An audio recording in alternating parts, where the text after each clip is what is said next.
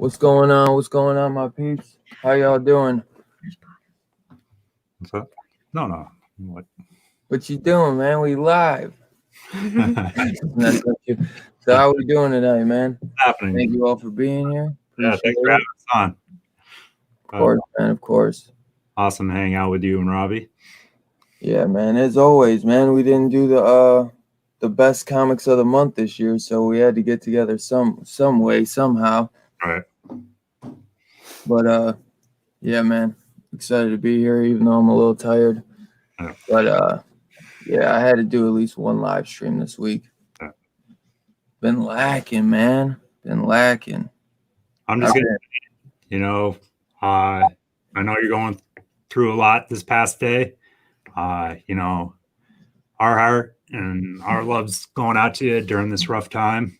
You've been a big supporter of us since the very beginning, and we're here for you, in your time of need.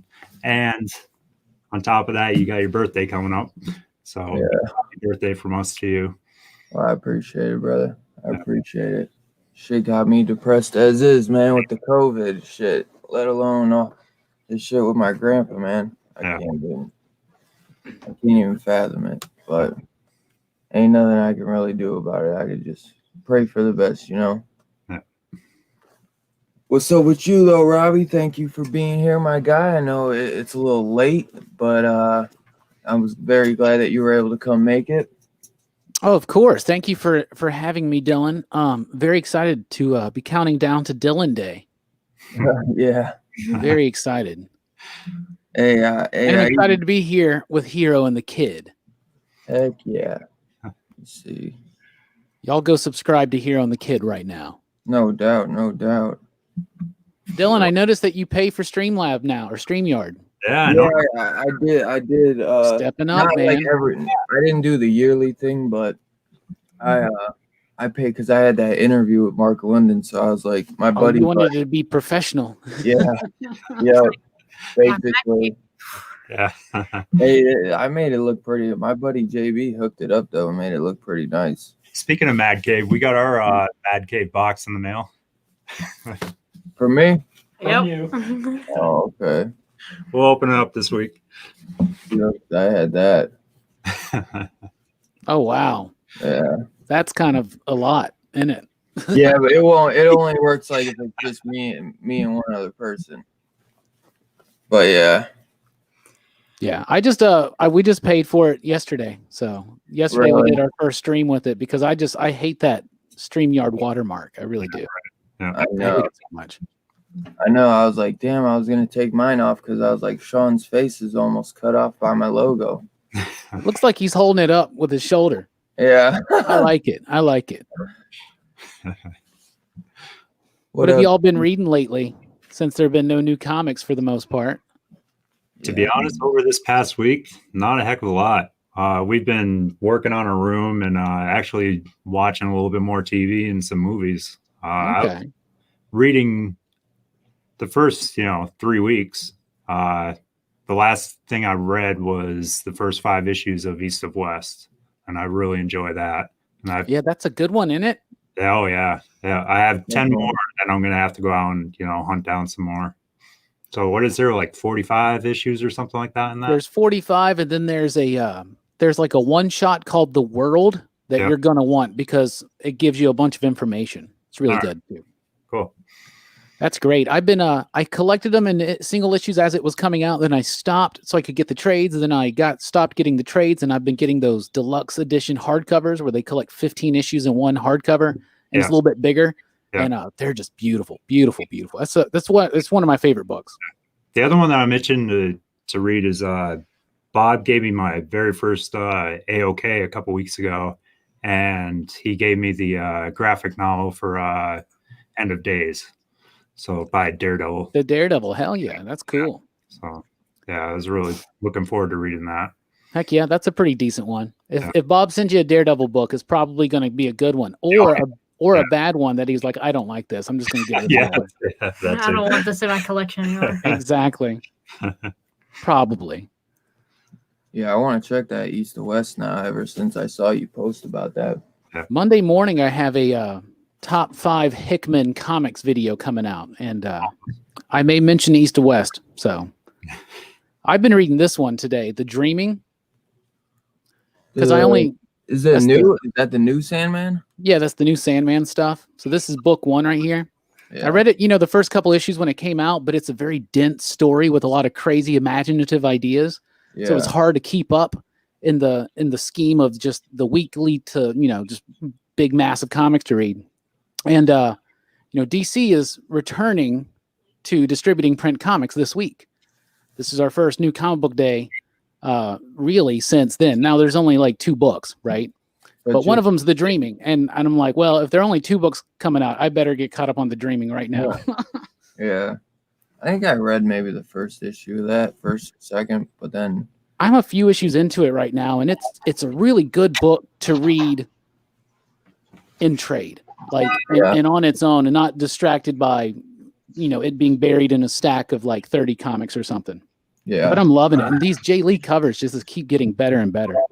It's no Grant Morris. Is it Grant Morrison who did the original run? Neil Gaiman. Neil Gaiman. All right. Yeah, I haven't read it, so don't make fun of me. Look at this guy. What's happening? Oh my God, he's got the COVID beard. I just cut my hair. I just cut my hair today. I almost didn't recognize you. Yeah, I've been debating whether or not to have Will shave my head. Yeah, we just did it today. Yeah.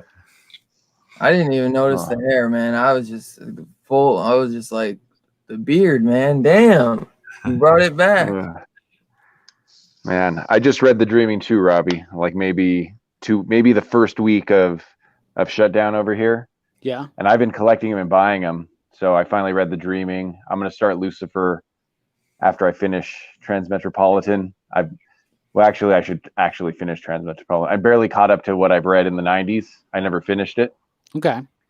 So, but I was like, I'm trying to read The Dreaming and reread Sandman at the same time, or the Sandman universe. I'm trying to read them all as I can. But yeah. Yeah, I've got the 2 Lucifer books, and I haven't dug into them yet. And I want to. I really like Dan Waters. His stuff's really cool. So I agree. I think most people think Lucifer's the best of them. That's what I keep hearing, and it doesn't it doesn't surprise me. So yeah. So it's probably a more interesting character. I am liking The Dreaming though. Like it's got a nice pace to it. It's very dense. It feels like Sandman, but it's obviously not Sandman. But I'm enjoying it. I'm enjoying it a lot. I loved it. I wasn't familiar with the artist, and for some reason I think it's a girl. I can't remember why I think that, if I read it somewhere or not. I think it is, actually. I think so. Yeah, but I was unfamiliar with the artist, and the backgrounds, the entire panels are all colorful. Yeah, and there's so much detail there. Comic. There's a lot of detail in the background, and it looks so ethereal, and there's a lot of there's so much going on there, and the art is amazing. It's so good. I think I saw the artwork on some random DC books a few months before this stuff, but I don't remember. I think it was Wonder Woman. I think there was some Wonder Woman stuff, which kind of fit. It's a cool but book. The art's great. It's a cool book. Oh, how about the rest of you? What are you guys reading? I heard you guys are watching more TV up there. Yeah. Will and Sean. Yeah. Usually I got away from it for quite a while. And kind of getting back into a lot of stuff. We were watching. What's the show that we were watching today? What We Do in the Shadows. Yeah. Season 2 started to that, right? Yeah. There's 3 episodes so far. Yeah. I gotta get caught up on that. That first season cracked me up so much. I love that show. Yeah. I need to watch the movie. Have you seen the movie? Do we see the movie? No, I don't think so. Yeah. Yeah, I haven't seen them. It's a Waititi, right? So yes. Yeah, I've never seen the movie, but I want to. But that show is so freaking funny. Yeah. I'm playing. He's a great director. Like video games for the first time in my life. For like actual playing. Yeah, I've never heard of that show though. Yeah, I've never even heard of it. It's a vampire show, but it's like almost like in the style of The Office, where they go around documenting the vampires. Oh, that's funny. That sounds funny. Yeah. Yeah, it's really funny, and they're very it's just they're very like mediocre vampires. They're not very intense vampires, and one of them is an energy vampire, so he's just so boring that he sucks the energy out of a room. It's really hilarious. You should definitely check it. It's the FX show, but it's pretty good. Is it on FX? Okay. Yeah. I can get FX. So We almost watched. Hey, Dylan, have you seen Yeah. that new Kelly Gang movie that came out with Charlie Hunnam and Russell Crowe? I just seen that today, the trailer, but We were debating them. Right. yeah, I was debating on that too. I was like, because it looks kind of like an independent film. Yeah. So I didn't hear anything about it, but yeah, it does look pretty interesting. Yeah. I was actually watching the Chris Evans, the Captain America guy. Yeah. The guy who plays Captain America. He has this new show called Defending Jacob. It was like on Apple TV or something. It was like an Apple TV exclusive. And they released the first 3 episodes. Like, I think it's based on some book. And his son gets like, what was it? His son gets committed, or he gets committed of a crime. And I don't know if he did it or not. I don't think he did, but basically, you know, his son is like maybe 14 years old and he gets committed of murder. And his dad, Chris Evans, is like it's like a DA or some type of an attorney. So it kind of like puts like, I don't know, it's weird. It seemed really good though. It's like the first 3 episodes, so it's like really hard to tell. But it's a drama, but it's just it's a drama, right? Not an action yeah, movie. I'd say it's like a crime drama thriller. Because with Chris Evans, because Chris Evans is actually a good actor, but then he's also like an act. So it could be like a deep, you know, sad drama. It could be like Knives Out, like silly, or it could be like my son is in jail and I have to break him out. You know what I mean? See, it seems kind of serious in a way. I'd say he's got a lot of range. Yeah, it definitely does. And the kid who plays his son is the kid from the original It, not the original, the first chapter where they're kids. The kid who plays the stuttering kid, Ben, I think his name's Ben, right? The one who stutters. You guys know what I'm talking about from chapter 1? Yeah, but I don't remember the character. I've never seen it. Yeah. Okay. Oh, Well, yeah, I know. I can't think of what else he's been in though. Oh no, you know what? He was in Knives Out too. He was like the little fucking snot-nosed kid that has like the little comb over, light-haired comb over. Looks like he's maybe 15 years old. I haven't seen Knives Out either. We watched the platform the other day. That was pretty wild. Yeah, that one's pretty good. But yeah, I was watching that Defending Jacob, and then I finished this because I got volume 2 of it. Yeah. Oh, what are you thinking about it, Dylan? Man, it's amazing. It's amazing. It's so good that I went out and bought all the freaking single issues, man. I knew you'd love that book, dude. Yeah, I love it. It's amazing. I finished it today. That book is wicked, man. It's so wicked. I don't know what I like better, that or Ice Cream Man. I honestly am leaning towards Sync. They're very similar, but they're a little bit different too. I like Ice Cream Man a little bit more. It seems like there's more mystery there, but dude, Sync is so effective.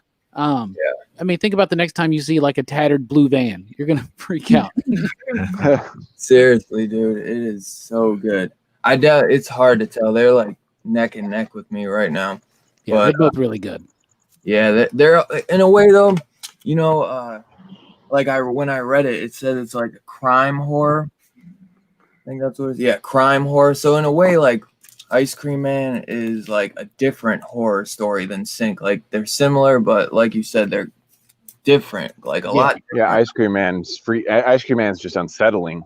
Yeah, this one is just like literally gruesome and horrific, and weird and creepy.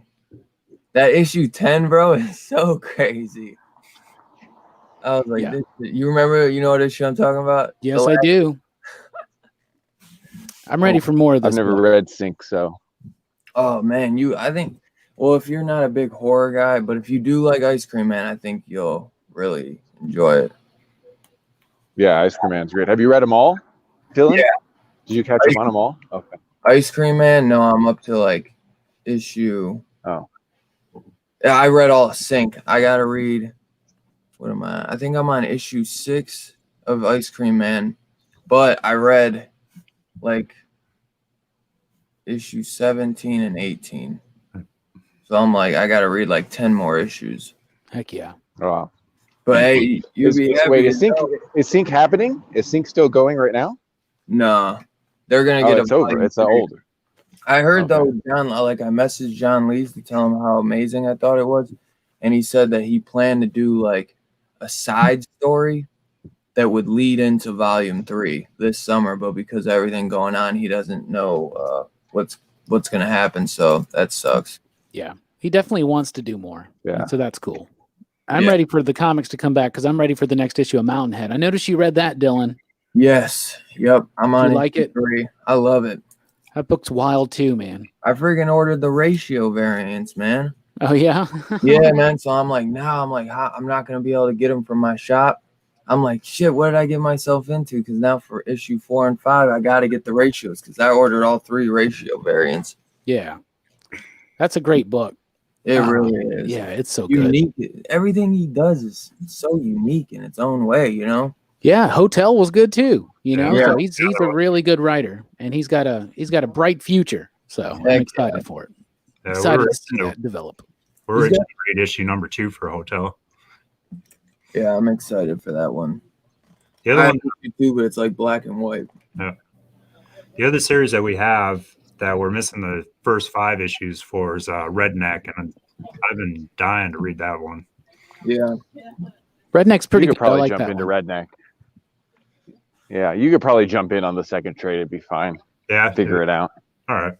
Yeah. I read for the first 2 trades worth, and I just sort of forgot about it, or it went on a break and I never picked it up or something like that. But it's really good. It's just not so deep. You figure out what's going on. Yeah, and I think it gets better as it goes too. It kind of ramps up a little bit, and it starts off and it's pretty kind of simple, and then he kind of starts elaborating, and now he's really kind of reaching back into building some lore up for the vampires, and I think he's doing a good job with it. So Redneck's fun. I don't think the art's going to be to everybody's liking, but I really like it. I think it fits the visceral nature of the story. Yeah, that's one I really. You guys read Baby Teeth at all? Yep. I have a few issues of that. We haven't gotten into that yet. Yeah. So. My buddy's actually supposed to send me the trade for it. Baby Teeth is one I think is okay. He's supposed to send me the first couple issues, but I actually ordered the trade because it was like buy one get one free. So I haven't read it yet. I think we have first 3 issues on that one. Yeah, my buddy's supposed to send. I heard Redneck might get option for real. Like Donnie Cates said that he sold a piece of his media or merchandise or something. He said, and yeah, people are speculating Redneck, but you don't know that for sure. I mean, it could be Baby Teeth, but I like Baby Teeth. I thought it kept getting better, and it seems to be like done really well. Like supposed to be only like Redneck's supposed to go on into perpetuity, as far as I know. Yeah. Baby Teeth is really just supposed to be like a 2022 issue, whatever it is. Yeah. It's supposed to end soon, I think, isn't it? Redneck's supposed to be a lot longer. I really do want to read that though. That's like my buddy's supposed to send me issue 1 of Redneck, and then he's supposed to send me issue 1 of Baby Teeth, so I could start trying to collect them. What's up, everyone? What up, TK? Let me just jump in and just introduce myself real quick. But yo, Dylan, I'm happy. I'm glad we got like a countdown going to your birthday. I haven't spoken to you in a minute, so you're my horror buddy in this whole comic book community. So it's awesome. Your horror buddy. Yeah, man, he's like that buddy that you talk horror. That's what a horror buddy is. I get it. I understand. You get me? Like we get into like Marvel, DC, and Independence, and we're going in through it. Unless we're talking about horror Independence, then that's great. Yeah. But, you know, one of the first streams me and Dylan did together, we just went off on horror movies, and that's when I knew there was something special with this kid. Yeah, that's when you realized it was like, oh, exactly. And I know something special with this kid, this cat, because he's got a Yankees hat on. So there we go. Are you missing baseball, man, as much as I am? Go Dodgers. Oh God. Let's just hope for everything to go back. Yeah, no kidding. Because this is the year. It's always the year. That's what everybody says. The Astros got saved, though. You know, they were going to get beamed a lot. Hey, Scarpad. Sorry to hear what happened. They still to your will. father. Yeah, I saw that in the chat. Sorry about that. Sorry to hear about that, Scarpad. It's hard. That 95 sucks. years old, but that's amazing. 95. Yeah. That's great. Long life. Oh. Yeah, but TK, bro, you gotta check out Sync though. Yeah, Yeah. man. I was listening to you guys talk about it right now. I'm like, Sync, and then I heard, because I haven't gotten onto the Ice Cream Man. I haven't, for some reason. I watched what was it, Legion, and then that Ice Cream Man and that movie, he came out, and I was like, oh, are they talking about him? But that's probably a far-fetched Yeah, that's idea, what I but- always thought too with the Ice Cream Man movie when I was here, Ice Cream Man, the comic book. But I guess Yeah. that's kind of what it is though in a way, but it's kind of not that. It's just kind of like a lingering type Ice Cream Man that kind of shadows the background at times. Yeah. The best thing about Ice Cream Man though is that you could just pick up any issue, and it's the one-shot style. A lot of comics have done that, but Ice Cream Man is so consistent being a one-shot style comic. 17 issues, and even the bad ones are good. That's what I've been hearing, that you could just pick it up and read it. Yeah. That's awesome. That's great. Yeah, any order. That's cool.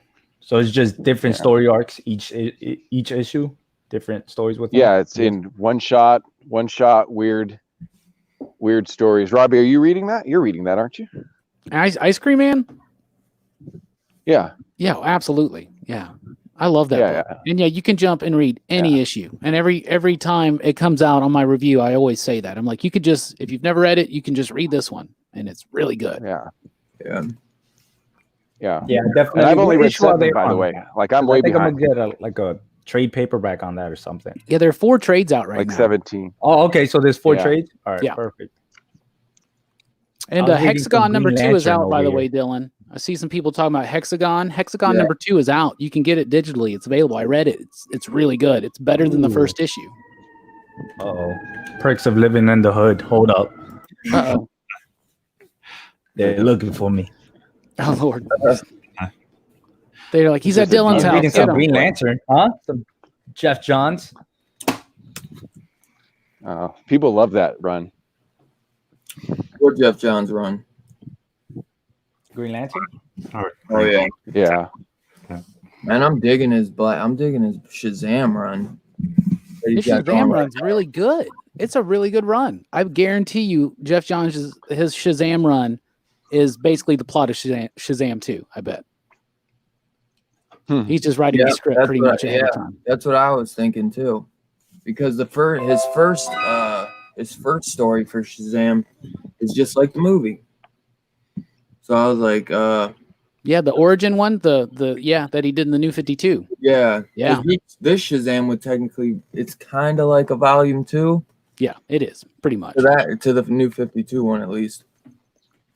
But Such Yeah. a touchy topic for me when it comes to DC movies, because I'm like, I just want everything to be rebooted and then restart and follow that Marvel plan. Yeah. Like, but then I hear, Shazam was good, and I don't know, Wonder Woman. Shazam was good. So it's like, Wonder Woman was pretty are they good. gonna move Bit forward? except And for the Aquaman, end. yes, my girl loves that movie too. That's the favorite. As long they can reboot anything they want, as long as we have Momoa for Aquaman, I'm cool with that. It's just, are they gonna work to like adjust it? You know what? I want a Justice League Oh. Dark. That's what I want. They're doing a TV series for Justice League Dark. I heard about it. Yeah, J.J. Abrams Yeah. is doing it. So those I'm books, excited. if you have those Justice League Darks from New 52, they've started to jump up like crazy. Yeah. I have them. I just found them the other day, and I'm like, sweet. I still continue reading it. Yeah, the new stuff's really good. Rom V's the writer on that now. The guy that did These Savage Shores. Yeah. I dropped it actually because I wasn't really digging that first Animal Man issue or whatever. It was all right. Dylan, you're foolish. I know. I got Yeah, some- I always Ram stay V on it. though, I'm pretty sure Ram V was doing Tynan scripts though, at least until this point. Because I mean, Tynan had was the co-writer on most of those early ones when they switched over. James said that that he worked off of the plot idea, and that I think that now V's kind of doing, but he's still dealing with what was set up by Tynion. Yeah, all the magic. Yeah. All the magic stuff. Yeah. Yeah, he didn't want to leave that, but they were going to move Batman to a monthly schedule, and then his run started picking up, and so they were like, no, we're going to keep it twice a month. And so that's why he had to drop Justice League Dark, because he wasn't wanting to. He wanted to keep going with that one. Because you can tell his story was not done yet at all. Yeah, I thought it was just like about to expand to something even greater. Yeah, but I think Ron V is going to do a really good job with that book. He's such a very good writer. He is just everybody in that White Noise crew. Dan Waters, Alex Packnadell, Ryan O'Sullivan, and Ron V. They're just absolutely fantastic. Hey, well, don't hate me. Ron V writes something else I like too. I can't remember what it is. Not These Savage Shores. What else does he write? He writes one other thing that's pretty popular that I enjoyed. Was it Paradiso? Did you like that one? Did you read that? That was an Image book he did a few years ago. I didn't read that, so it's not that. He did Graffiti's Wall, which I haven't read, but that's been recollected in trade, but that's a little bit older. What else was it? I can't think of anything else recently. He's got a bunch of stuff coming up, including a jazz horror book or something like that. I don't know. I have to look it up. Hey, what did you watch, Joe Hill on the mainframe today? Yeah, I saw that. I watched part of it. I didn't even know he looks just like his dad. Yeah, you do.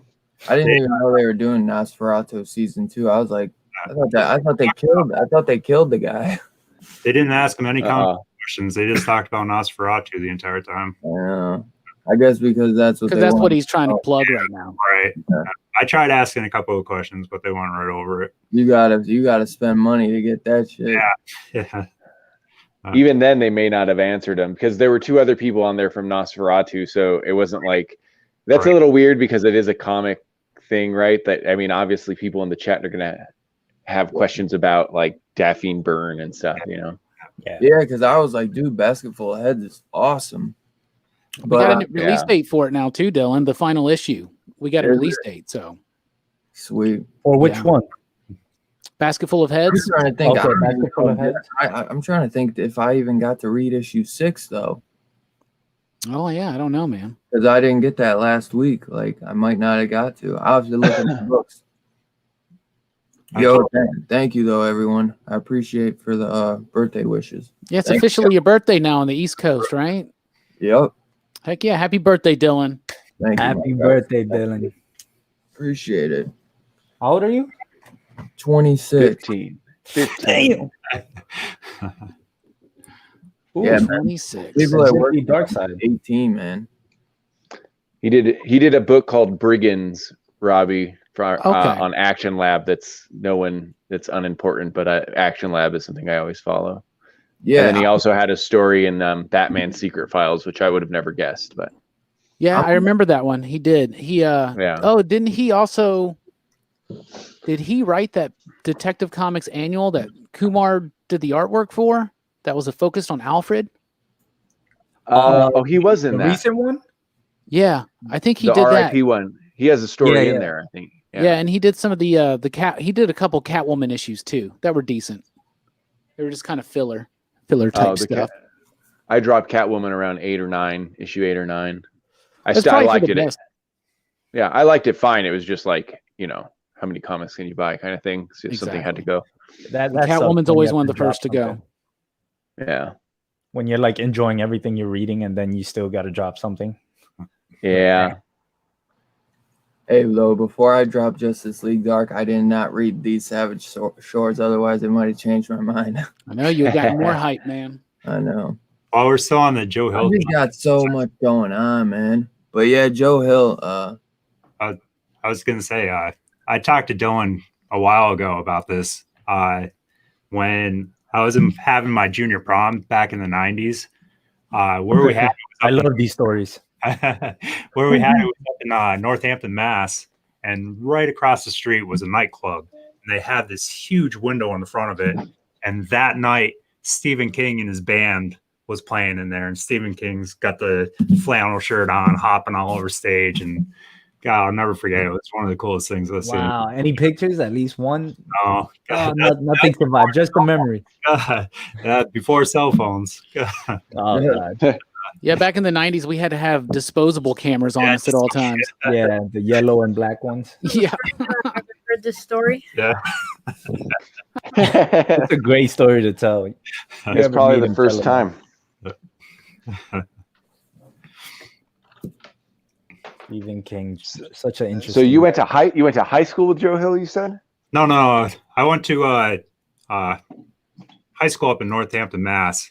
And Stephen King on during that time back in the 90s was touring around with a little band. I think it was like of other authors and that kind of stuff in it. So, Yeah, I think they're still together. I think they still do. Were they good? I don't know. I couldn't hear them. We just had a bunch of us that were, supposed to be at the prom, semi-prom. We were out there watching it. So, Yeah. That's cool. That's better. Yeah, I hope we get some more Joe Hill like work though, because it was weird. Nosferatu, that's a novel. That's not even a comic book. But I'd like to see like Basket Full of Heads get made into a movie, or they'd even do a TV show, like TV series, like Hill House shows or something. Like do what he's doing with the Hill House comics, but turn it into like shows, and you do like one-off hour-long episodes or something, and like a 1 hour. Each episode is something different. I don't know. That'd be kind of cool. So have they famous spoken enough? about continuing? What? Like since all these you got what you got Plunder, you got Basket Full of Heads. I forget the rest, the other three. But Yeah, are they gonna continue? Is he gonna come out with something else, or is just nobody knows and this is where we at? We're getting up to the I think either they the were still last issue, solicited. second to last. Plunge was the last book last new book I've heard about, unless anyone else knows anything different. Yeah, I think Plunge they were still being solicited. Yeah, there's nothing new coming out post Plunge that we know of though yet, as far as like new series. Oh, and okay. they're all going to be self-contained, New single series, one and done series. Yeah. Yeah. I mean, I'm sure they also yeah. got to see like how good it actually did, because I mean, I've been buying every single one of those issues, but I don't know how everybody else is. I know some people buy one book, some people buy only the Joe Hill, some people just bought Basket and Dollhouse. What's your favorite, Dylan? My favorite's Dollhouse Family. What's your favorite, Dylan? Yeah, Basket Full of Heads. Basket. Yeah, same. yeah. Dollhouse is second. I haven't read do- any of them. I I'm like waiting for them to come in trade. Lolo Woods is the worst. Baskets. I know you started to like it after like issue 2 or 3, but I'm loving Lolo Woods each Really? issue more and more. it Yeah. got better. Like I think I was telling Scarpad, I was like issue 3 or 4 was like, I was like, finally, I was like this was a good issue. When It gets like weirder too, man. Yeah, It gets, yeah. like Now way I do. weird. with the like the stomach and everything. Yeah, I don't want to get into spoilers, but that shit was creepy. But it was like I was like, this is 4 issues in. I'm like, come on now. But I like it a lot. I started to like it, but I like Daffy and Byrne a lot, man. It gives me like it's like Rosemary's Baby. It's funny with Lolo Woods. Yeah. I read the first issue and I'm like, I don't know. I got, so many books and I was going to drop it. Then Dylan talked me into the second one. I'm just like, I'm just not feeling it. Then Robbie came out with his review on a third one. And now I'm going to just finish it out. Yeah, I might as picked well. them all up. Yeah. I started reading, I think, Dollhouse at first, and then I expanded, and then I seen everybody reviews on each one of them, and they were saying like the Joe Hill's books are really good all together. So it sort of came like the whole X-Men thing for me. It's like I started picking up X-Men and X-Force, and then everybody's talking about all these the Marauders and everything, and I'm like, oh man, here we go. Yeah. Here goes my wallet. Yeah, that's what happened to me with the X-Men stuff. I wonder if Joe Hill's famous enough that if they do adapt it, he might actually have part ownership with DC or a little bit better deal, especially since they gave him a whole series. So that would imply to me that there's a good chance that it does get adapted, because he'd be pushing for it more. Yeah, that would be awesome. Yeah, I'm certain that somebody's what going to that's- at least buy the rights up. So Yeah. Well, they buy the rights to everything. Everything gets optioned nowadays. yeah, Yo, they he do. needs to push some shit like his dad was doing back in the day, and just go like full force, Cocaine? like having so many dope things come out. Like I want to see like a creep show type thing from it. From Joe Hill. You know what? I really want. Like I've been some- watching Twilight Zone this whole time. Oh yeah, yeah. Every night I watch Twilight Zone, like 4 episodes. I had Will sit through those. The old ones or the new ones? All the old. No, the old ones. Oh, because the dude that did Us is doing the new ones soon. That did Get Down and Us. I bet those are gonna be pretty good. I forget his name now. Jordan Peele. Jordan. Yeah, Peele. is it out? It's not out, right? Yeah, the first season Oh, I guess came it's out. not. It's like CBS All Access though. You got to pay for it. Oh, okay. Oh. Did you see it, Rob? Why did I got No, it I- this month? I haven't watched it yet. I have CBS All Access, but I haven't watched that one yet. The next one I'm about to dig into. Has any of you guys watched I think it's called Midnight Gospel. It's like a new animated show on Netflix. I watched the first two. Oh, is that I the watched Castlevania. from Huh?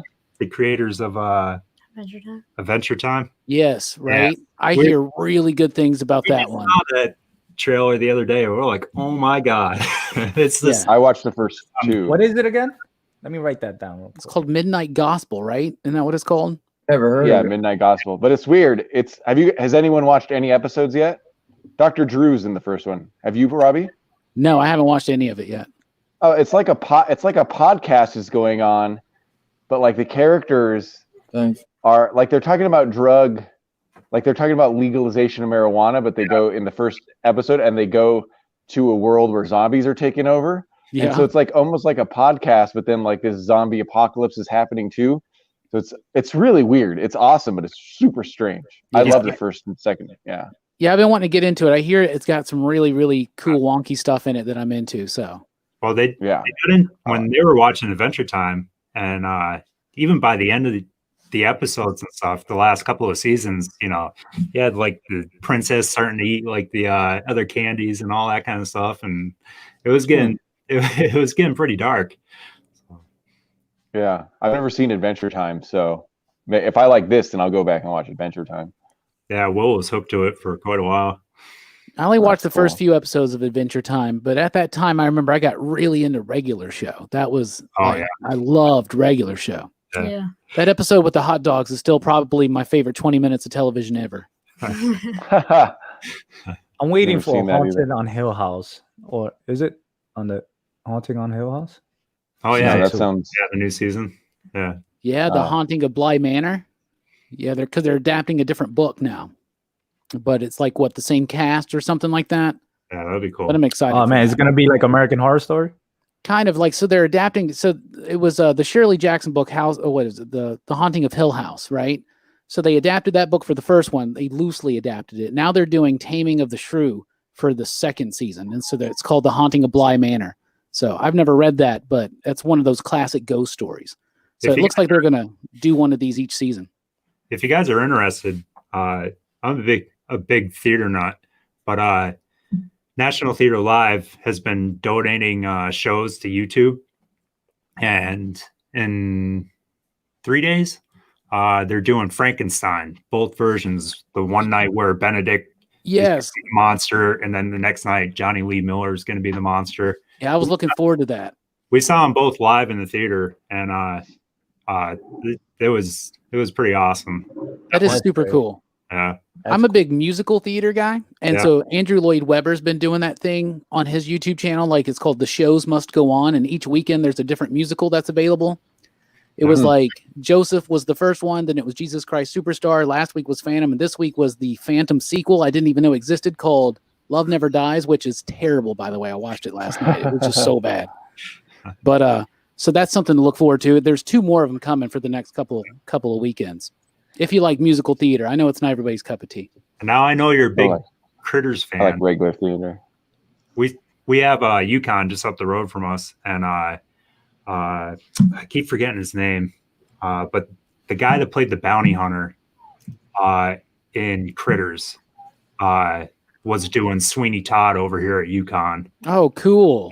He, besides being a bit older, he looked identically the same. Still The guy with the hair, yeah.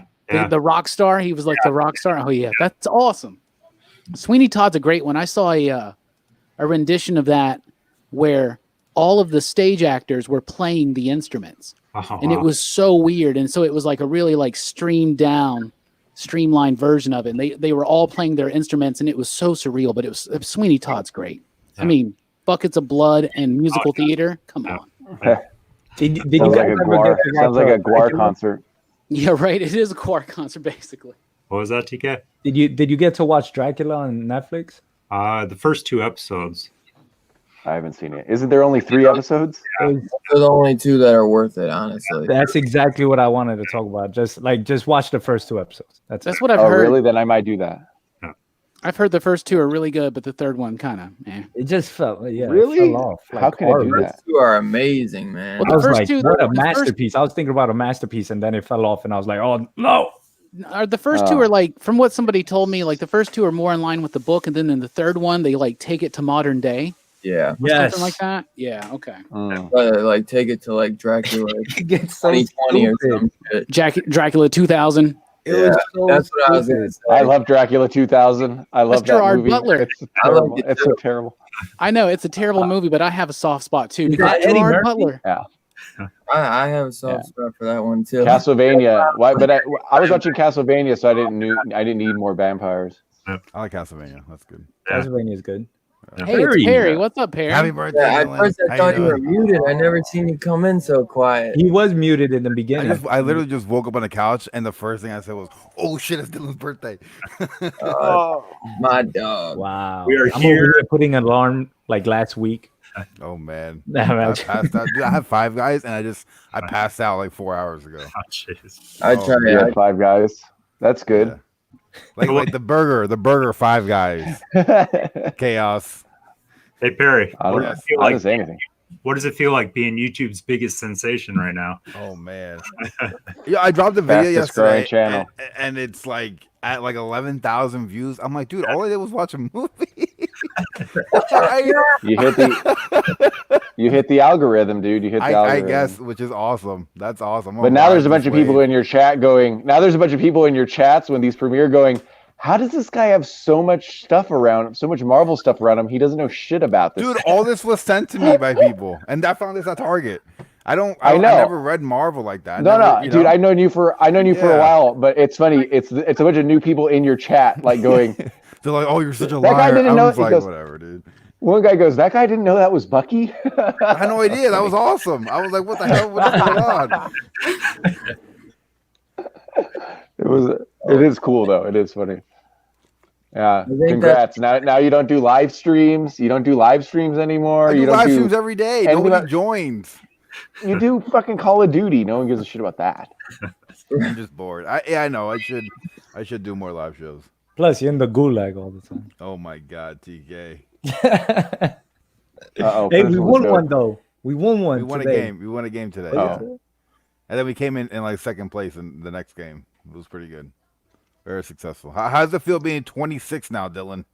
Look at him. Crazy. Brand new. Mm. I'm sick of it, man. I'm sick of aging already.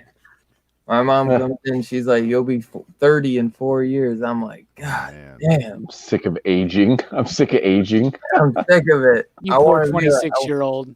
I want to be like a vampire, bro, and just stay 26 forever. See, that's how they get you. That's how they get you. Yeah. man.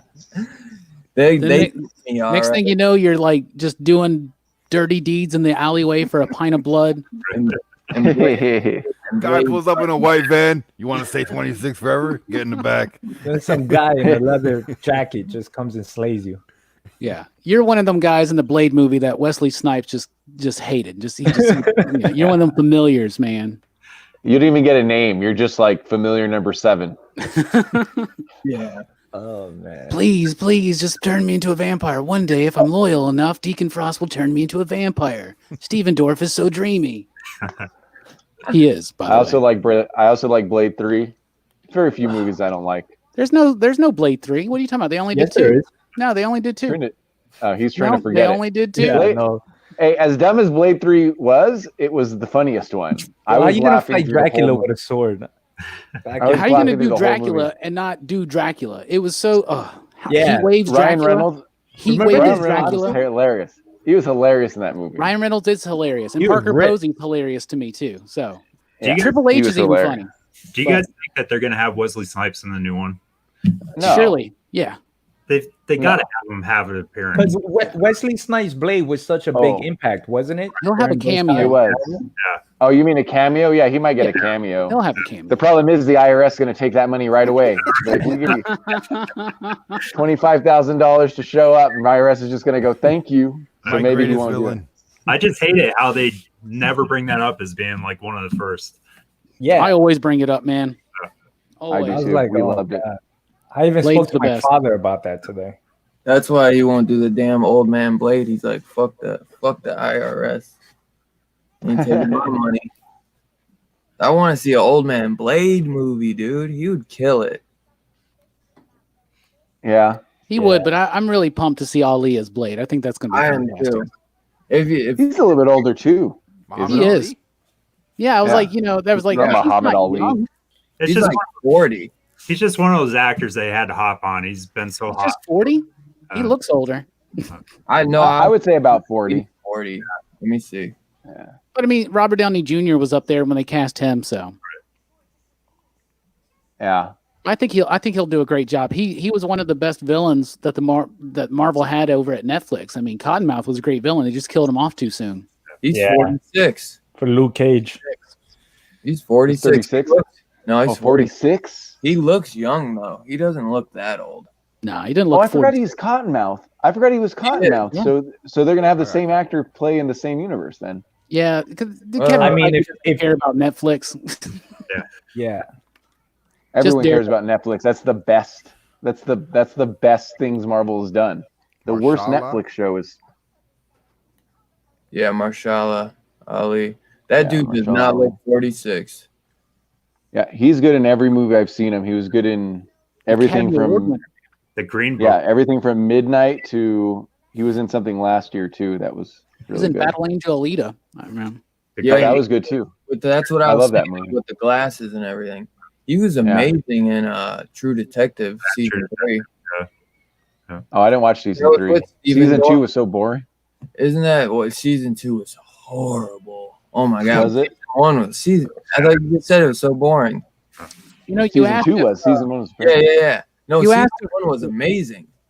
you asked if Wesley Snipes was going to get a cameo in Blade, the new one. I'm more concerned if Sticky Fingers is going to get a cameo in the new Blade movie. Sticky Yeah. fingers. He was a very underappreciated Blade, in my opinion. I think that series that they did on Spike TV is way better than Blade 3. It definitely is. It That's probably is. I don't remember that series, but I liked it. Being I Blade. think the HBO TV show Watchmen hasn't gotten its credit. Oh, that's one of the Everyone best talked series of about last year. That's an Amazing, yeah. yeah. We all love that. Everyone- I love that. I Man. barely hear about anybody talking about that series. I didn't watch it. It was I need to amazing. still watch it. I need to just go by HBO for a month after I finish Picard because there's like 3 shows. I'm also a big fan of His Dark Materials, that Philip Pullman book. They did a show about it. Yeah, I just finished The that up movies- not too long ago. Yeah, I heard it was good enough. Like it wasn't incredible, but I only still got- want to watch it. So I liked the show. I thought it kept getting better, but I really liked it. They were Dude, 'cause I that remember book liking series is the movie. best. I remember liking the movie back in the Dark day. Materials. Yeah. Well, the Yeah, movie The book was series is going the on. best. But I've always wanted. My buddy Brooks has read that series, and he's always told me it's so good. So I It's wanna- incredible. You know what it is? It's Narnia for smart people. That's what that book is. Hey, I like Narnia. Yeah, Yeah. so do I. I love Narnia. Narnia was one of my Me favorites. too. Oh yeah. Yeah, but it's Narnia for smart people. Like if Narnia, all of the like this is what Philip Pullman was trying to do. He goes, well, Narnia, all of the symbolism is religious, and that stuff is in his mind is dumb. So this is like so it's like Narnia except for non-religious people. Let's put it that way. So A secular Narnia. yeah, like a humanist. It's a humanist Narnia. Let's call it that. So Isn't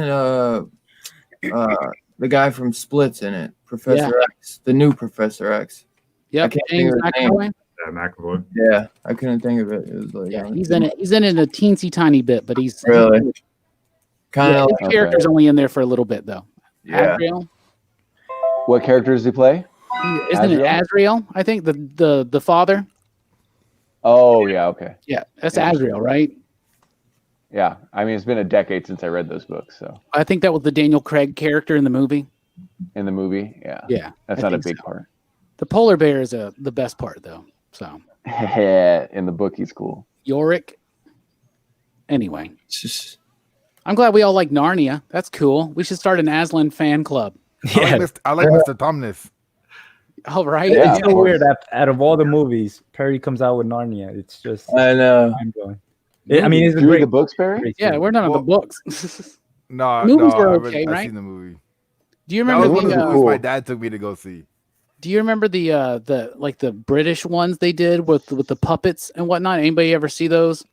Is that my age? I'm a little bit. Yeah. Okay. I Never think I'm mind. older than you. What was it? I know what you're talking about, but I've never actually watched it. I was obsessed with them. They were cheesy, but yeah. My father, I've heard you say.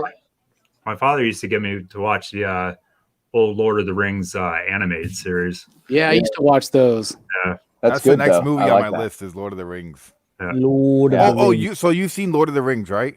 Oh god. Yeah. Okay, I'm very confused because I got half of the people telling me watch the extended edition and then just watch the regular one. I don't know which one I should watch. Extended. Extended. Yeah. Well, if you're doing videos, if you're doing it for these reaction videos, watch the regular one. But if you're doing it to like be epic, watch the extended version. If that makes any sense. I mean, watch the extended just because you probably won't watch it again after you watched it. That's fair. Oh, that's true too. Yeah. Yeah. It's so fucking good though, man. How much longer are the extended versions than the because the regular ones are already long as hell. Yeah, the regular ones are like 3 hours. These ones are like somewhere between 3.5 to 4 almost. You're gonna be putting in work, Perry. Yeah, look at Yeah. They move fast though. They do. Yeah, they do. they're Lord of the amazing. Ring. Except the Hobbit doesn't. I don't was great. dislike the Hobbit as much as everyone else, but man, when me and my wife watched it, we were like 2.5 hours in, and I don't know if you guys have read the Hobbit. We're like, they're barely in his they're still in his goddamn house.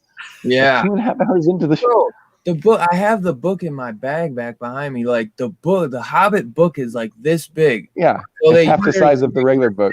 They turned that shit into 3 movies, and then like each like the Hobbit book is double the size of, or it's like half the size of Fellowship of the Rings, Yeah. and that's Yeah. just one book. That's one book and one movie. But the Hobbit, Yeah, they fucked that up. They worked in reverse. movies, they're fucking out their mind.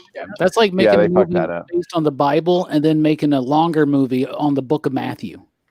Yeah, Shit. I mean, That's the exactly Hobbit, what it's not like it's bad, but I don't really like the CGI in it as much. For the yeah, Hobbit, it was not as good.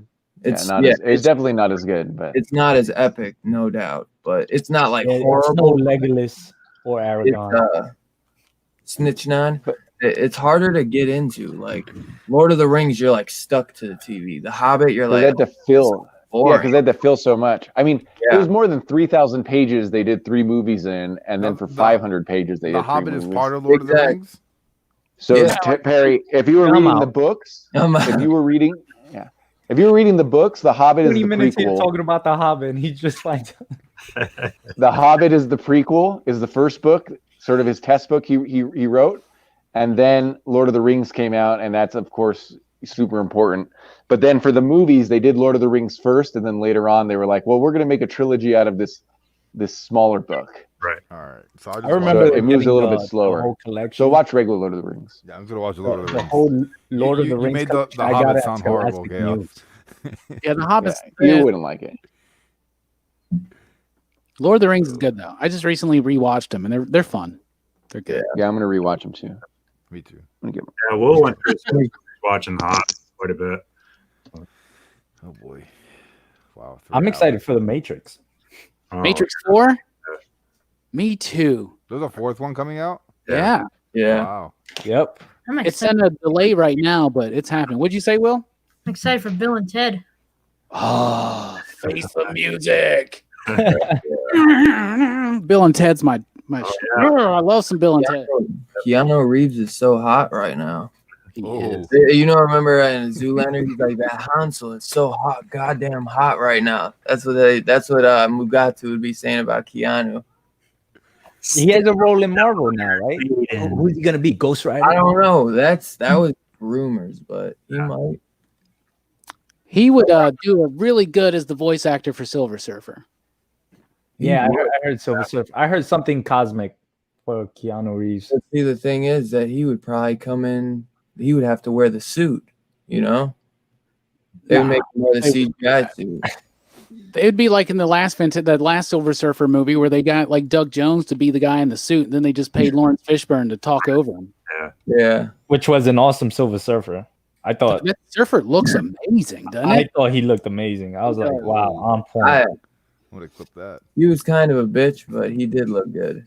I think Keanu would actually do good as Wolverine, to be honest with y'all. Wolverine? He would. Yeah, I think he's kind of tall. Well, so is Hugh Jackman. Hugh I Jackman's know. like 6 feet. Everybody was talking about it. I I remember think when Keanu's 5'8", maybe He's Who? 5'8". 5'8" or 5'10". Nah, he has to be Wow. like 6. Let me see. We were watching something cool the other day. We were watching the Yeah, oh, you're right. 6'1". You're right. You're right. we were watching the Supernatural series, and at the end of the first half of the series, Great show. they were showing the Comic-Con, and Dean was talking about, or Jensen Ackles was talking about he was offered either Captain America or Hawkeye, and he turned them both down because he didn't want the schedule. I mean, which is great on his part. Look how long we got Supernatural. Oh, yeah. It's Right. amazing. But It's amazing. I mean, he For the could've- record, his name is Dean. yeah, Huh? And on top of that, you know, there's gonna be people that are gonna come back and play Captain America again. How many people are gonna play Sam and Dean Winchester Yeah. from Supernatural again? So, For oh real. man, I love that show too.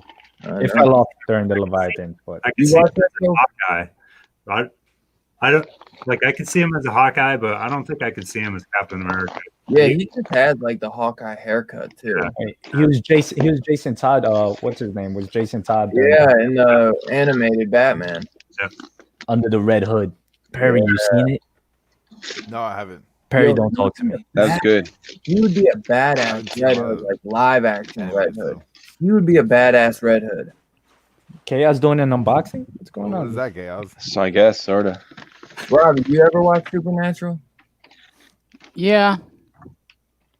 Yo, I Uh-oh. just got an email from Todd McFarlane. He just hit $2 million on that Spawn Kickstarter. Oh, wow. kidding. Oh god. That's I guess awesome. I don't need to donate.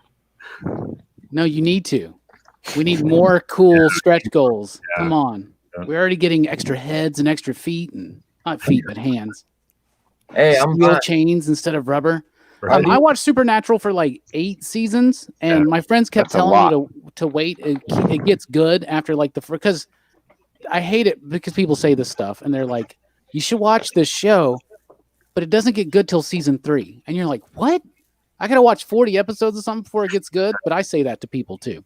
Yeah. But Supernatural is a show that it's weird. I think Supernatural has some of the single best episodes of television for the last like 15 years, right? Right. They got some great single episodes that really stick out. But overall, like, I don't know, just overall, like, it's like every season to me. So it's like one of them, somebody has died the previous season, and then they mysteriously come back at the beginning of the new season.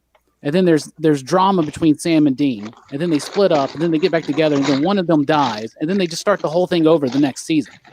That's what it feels like to me. I'm not gonna lie, there was at points that I was like, all right, just end it. Yeah, there's Then- times where Then it there's times that I was excited. I'm glad they didn't end it.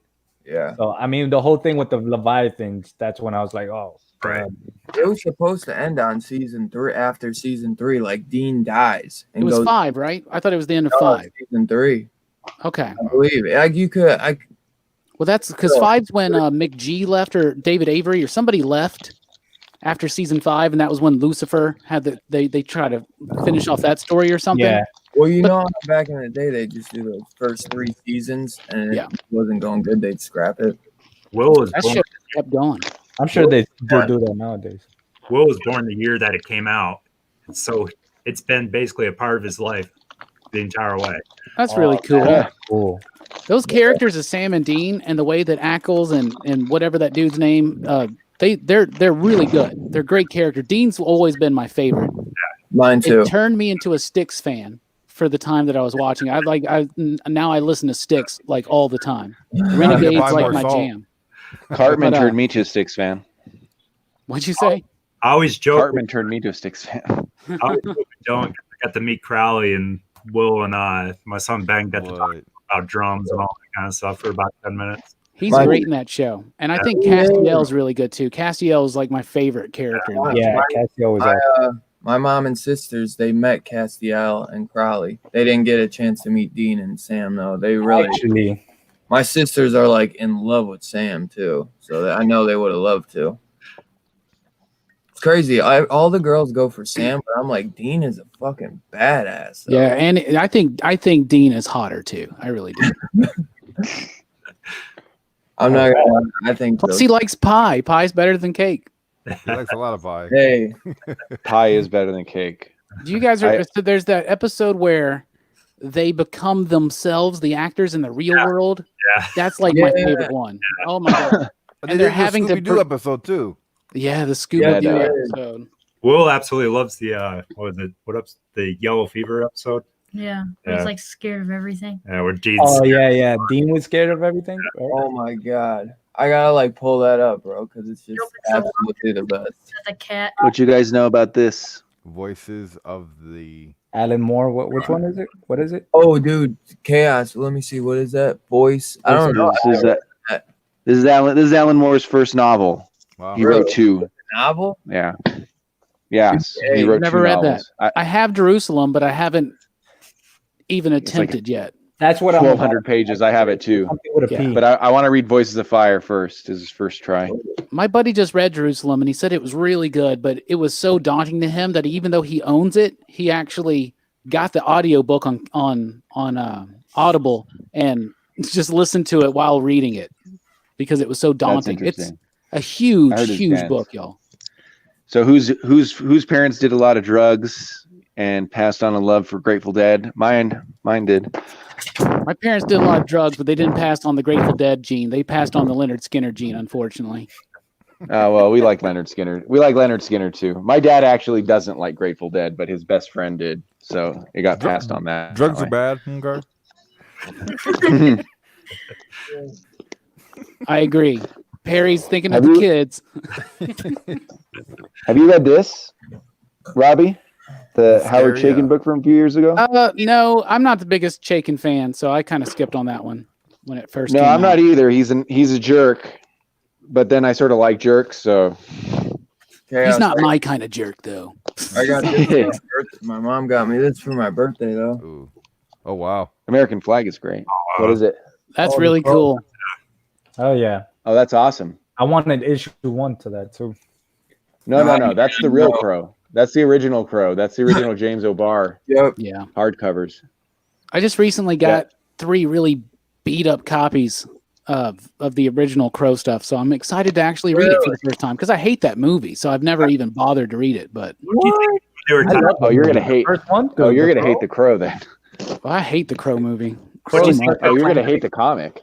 and I want it. Maybe, but they were $1 each, so I was like, why Wait, not? you got the original Crow comic? Crow for $1? I don't know if it's the originals or if it's just like one of the reprints or something, but it's Is it Kitchen a Sink black Press. cover? Yeah.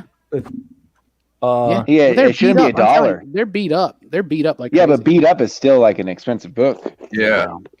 I have It might have been. It connections. might be a different printing. Yeah. Robbie, what did you think of when they were talking about rebooting the Crow and bringing Jason Momoa in? That just seemed like a weird choice. Yeah, If you look at artistically how he's always represented, when you look at O'Barr's artwork, he's always kind of like lanky, and thin. Yeah. Very thin. so that Right. seems weird, but I don't know. That's way weird. Ooh, Yeah. Little bird. That's dope. Yeah. Dude, it's a nice hardcover too. That's Beautiful Oh, book, that's man. beautiful. Yeah, I love that book.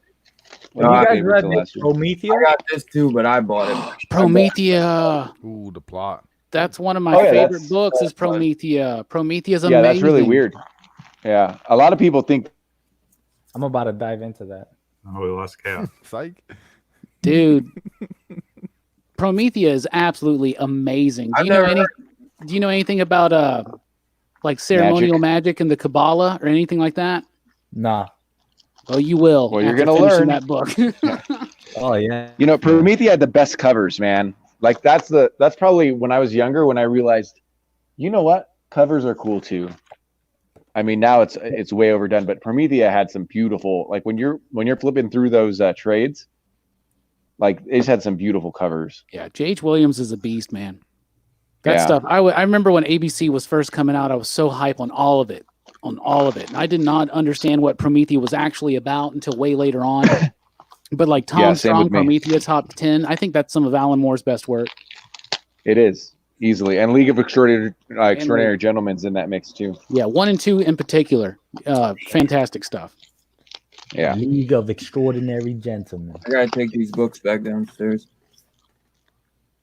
You got to put them under the birthday tree again so that you can open them in the morning. I mean, it's my birthday now, so I bought this one. I was just showing it because it came with the books. My mom got me these. My mom and dad got me these. Hey, I buy myself birthday presents too. Nothing's wrong with that. Hey, bro, I just started doing that. I was like, is that a thing? I can do that? TK was like, I've been waiting all year. Yeah. And I never get what I telling want. me I could buy my own present that I want? Because I've been really wanting to read this. And I'm like, oh, you've been hyping this up big time for me, Robbie. So, and I'm just a huge Michael Moreci fan. So, which book, Dylan? The Plot. You really enjoyed Yeah. That's one that Will really enjoyed from the very beginning.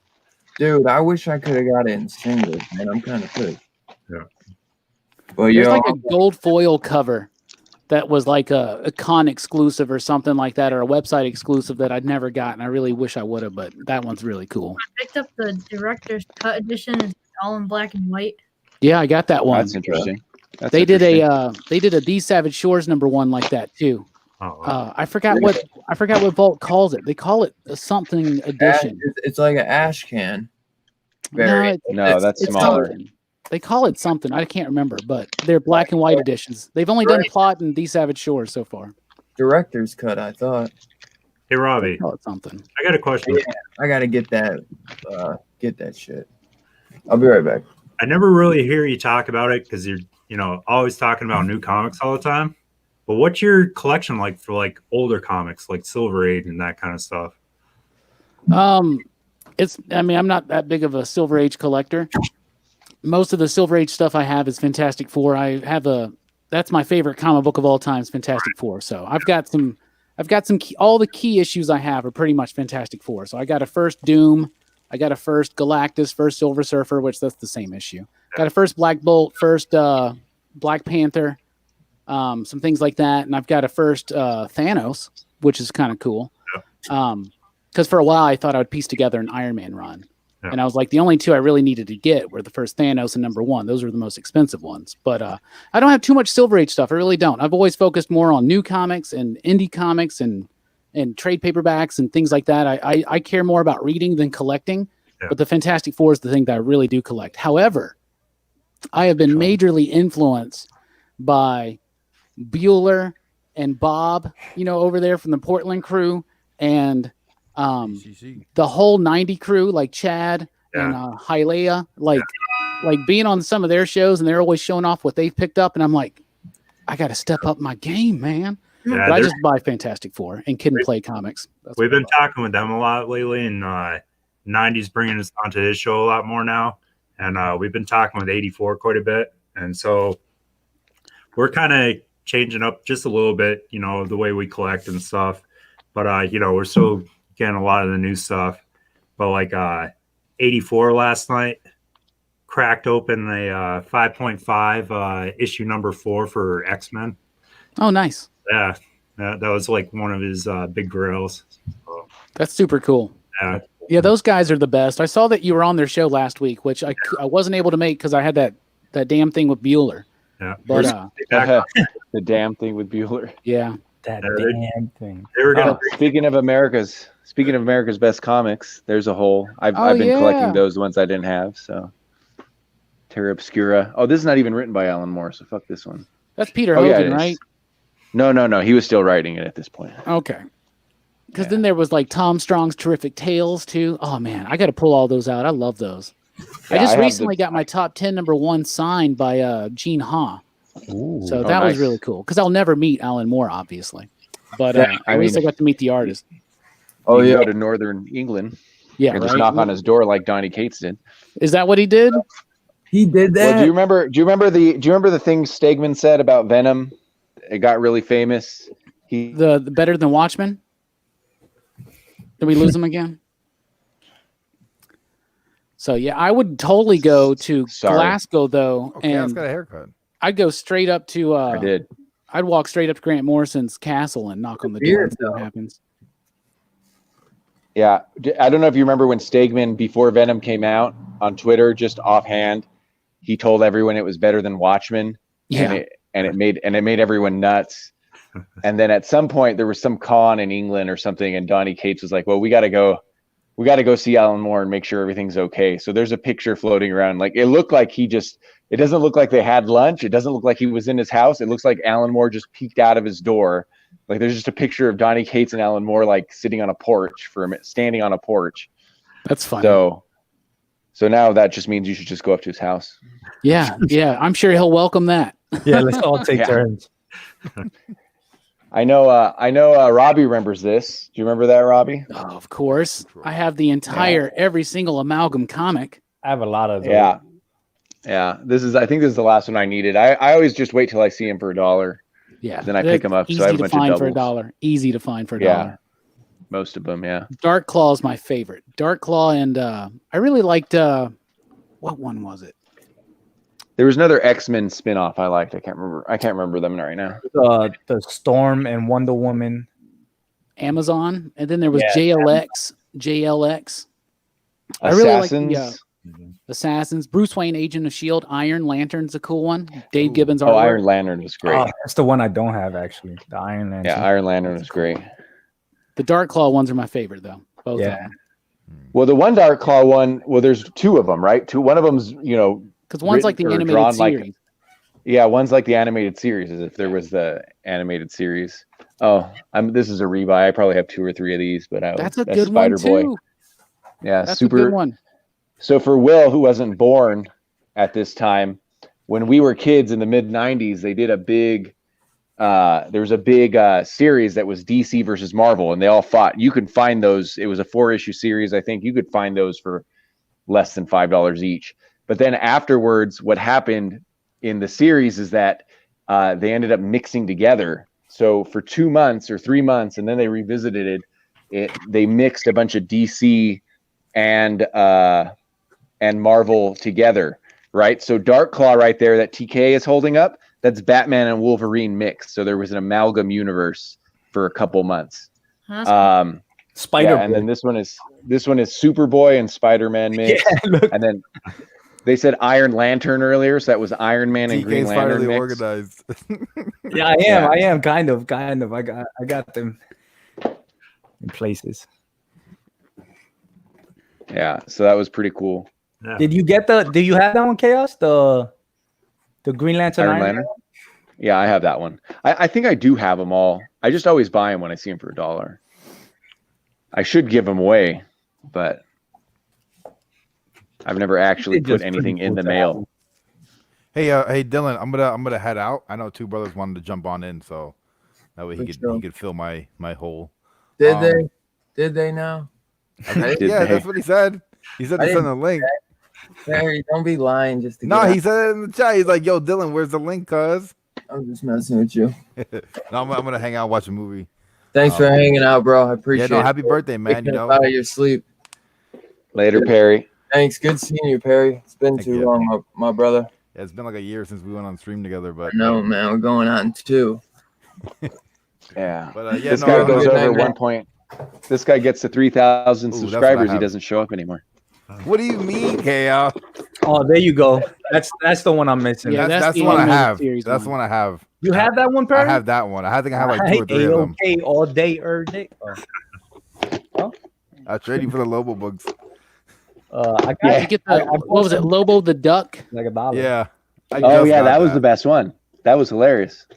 I just got the Lobo the Duck and the Lobo the Roadrunner. I've never heard of the Lobo the Roadrunner. This Lobo fan. All right, I'll catch you guys later. Have a good night. Happy birthday Hey, again. buddy. Thank you, brother. Have a good night, Barry. So you were asking about some of my Silver Age. I have some silver and bronze that I just recently picked up here, Sean. There's a Fantastic Four 121. Love that cover. Hey, Dylan, can you blow that up? Yes, Yeah, have Dylan, the blow power. that up. sir. Love that cover right there. I just picked up a 100 Uh-huh. right there. Look at that. This is a 47. This is one of my favorite covers of Fantastic Four. Wow. This is the issue right before Galactus shows up. I like purple covers. This is the second earliest issue I have. It's issue 17.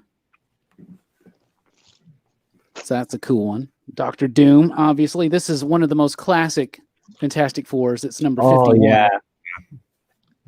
So many homage to that. Yeah. And then there is Fantastic Four 56. This is the first one where Claw becomes Claw, the Master of Sound. So that's cool.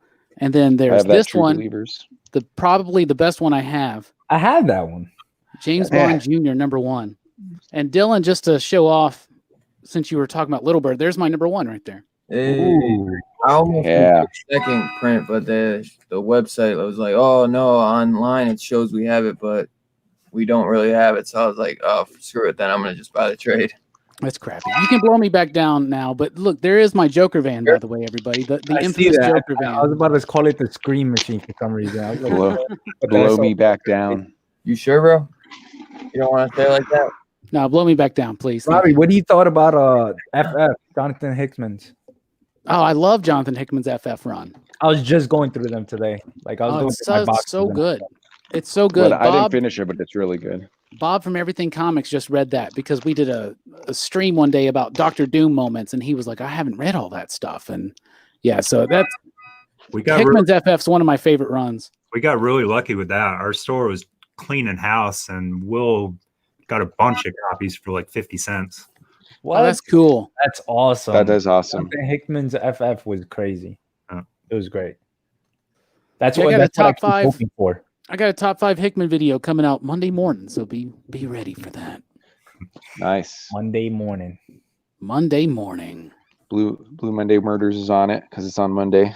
Hopefully that's number 1. Black Monday Murders? Read Fable? Oh, I mean Black Monday. I'm sorry. Well, it's just the problem with that one is it hasn't ended yet. So I need to see how it. Comics don't end. I need to see how it pays off. Comics do end. East to West ended. Ooh. I like David Bowie. David Bowie's awesome. I just got the Madman David Bowie cover last week. Oh, that's cool. By Mike Allred, cool. Yeah.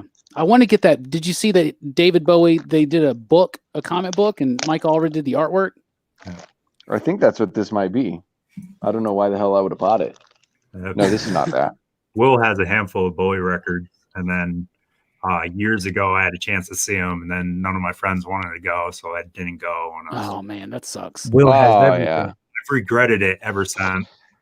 David, I've never seen him either, but David Bowie is, people see like one era of David Bowie, mostly like when he's dressed like a girl, and they misunderstand him. Yeah. So this is a coloring book, actually. I have no idea why I bought this. Probably to make shipping make sense. That's cool, though. For your son. Cool. Yo, what up, Justin? Yeah. Happy birthday. Thank you, bro. Hey, way better than any of the two brothers. No, just kidding. Hey, who was number 1? Was it Green Goblin or was it Dr. Octopus? So for me, my number 1 was Green Goblin. Number 2 was Dr. Octopus. Yeah. I hate Green Goblin. I'm not the biggest Dr. Ock fan. Everyone I always would hear, they're like, oh, Doc Ock. And I'd be like, man, I like Green Goblin. I hate all goblins. I like this Spider-Man. Yeah, me too. For the most part, I don't really piss anybody off. So that was I didn't have Wolverine at number 10. So I'm surprised. I'm surprised Dustin didn't have Lex Luthor as the best Spider-Man villain.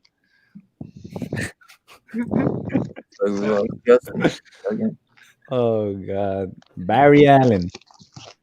Yeah.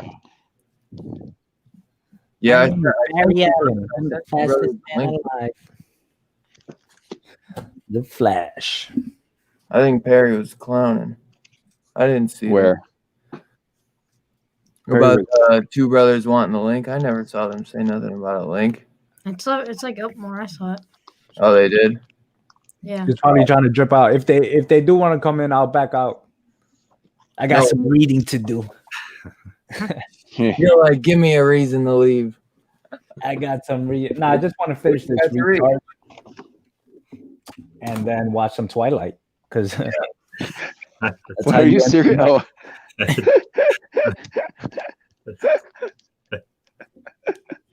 Are you serious? What? Nothing. About Twilight? No, I don't even want to hear whether you're serious or not. I want to move on. I want to move on. I think TK means the Twilight Zone. I know. Twilight. Oh yeah, you're right. Yeah, you got me. Just seeing how long he's gonna drag him on. I'm reading. I'm thinking other stuff right now. Robbie, what are those near you? Is that like Star Trek collection? Dude. What, these? Hell yeah. This is my Star Trek Next Generation novels, man. That's just one rack of his Star Trek novels. He has like 3 more. Yeah, I have a lot. I'm a big Star Trek fan, so. Star Trek's the best, man. I love Discovery. I love Discovery. Loved it. I've only seen the first season, but I liked it too. What about Picard? I love Picard. I haven't watched it yet. I'll watch it. I love Picard. I think Picard's amazing. Is it the show? Did you watch the show? Great to Did you watch the show.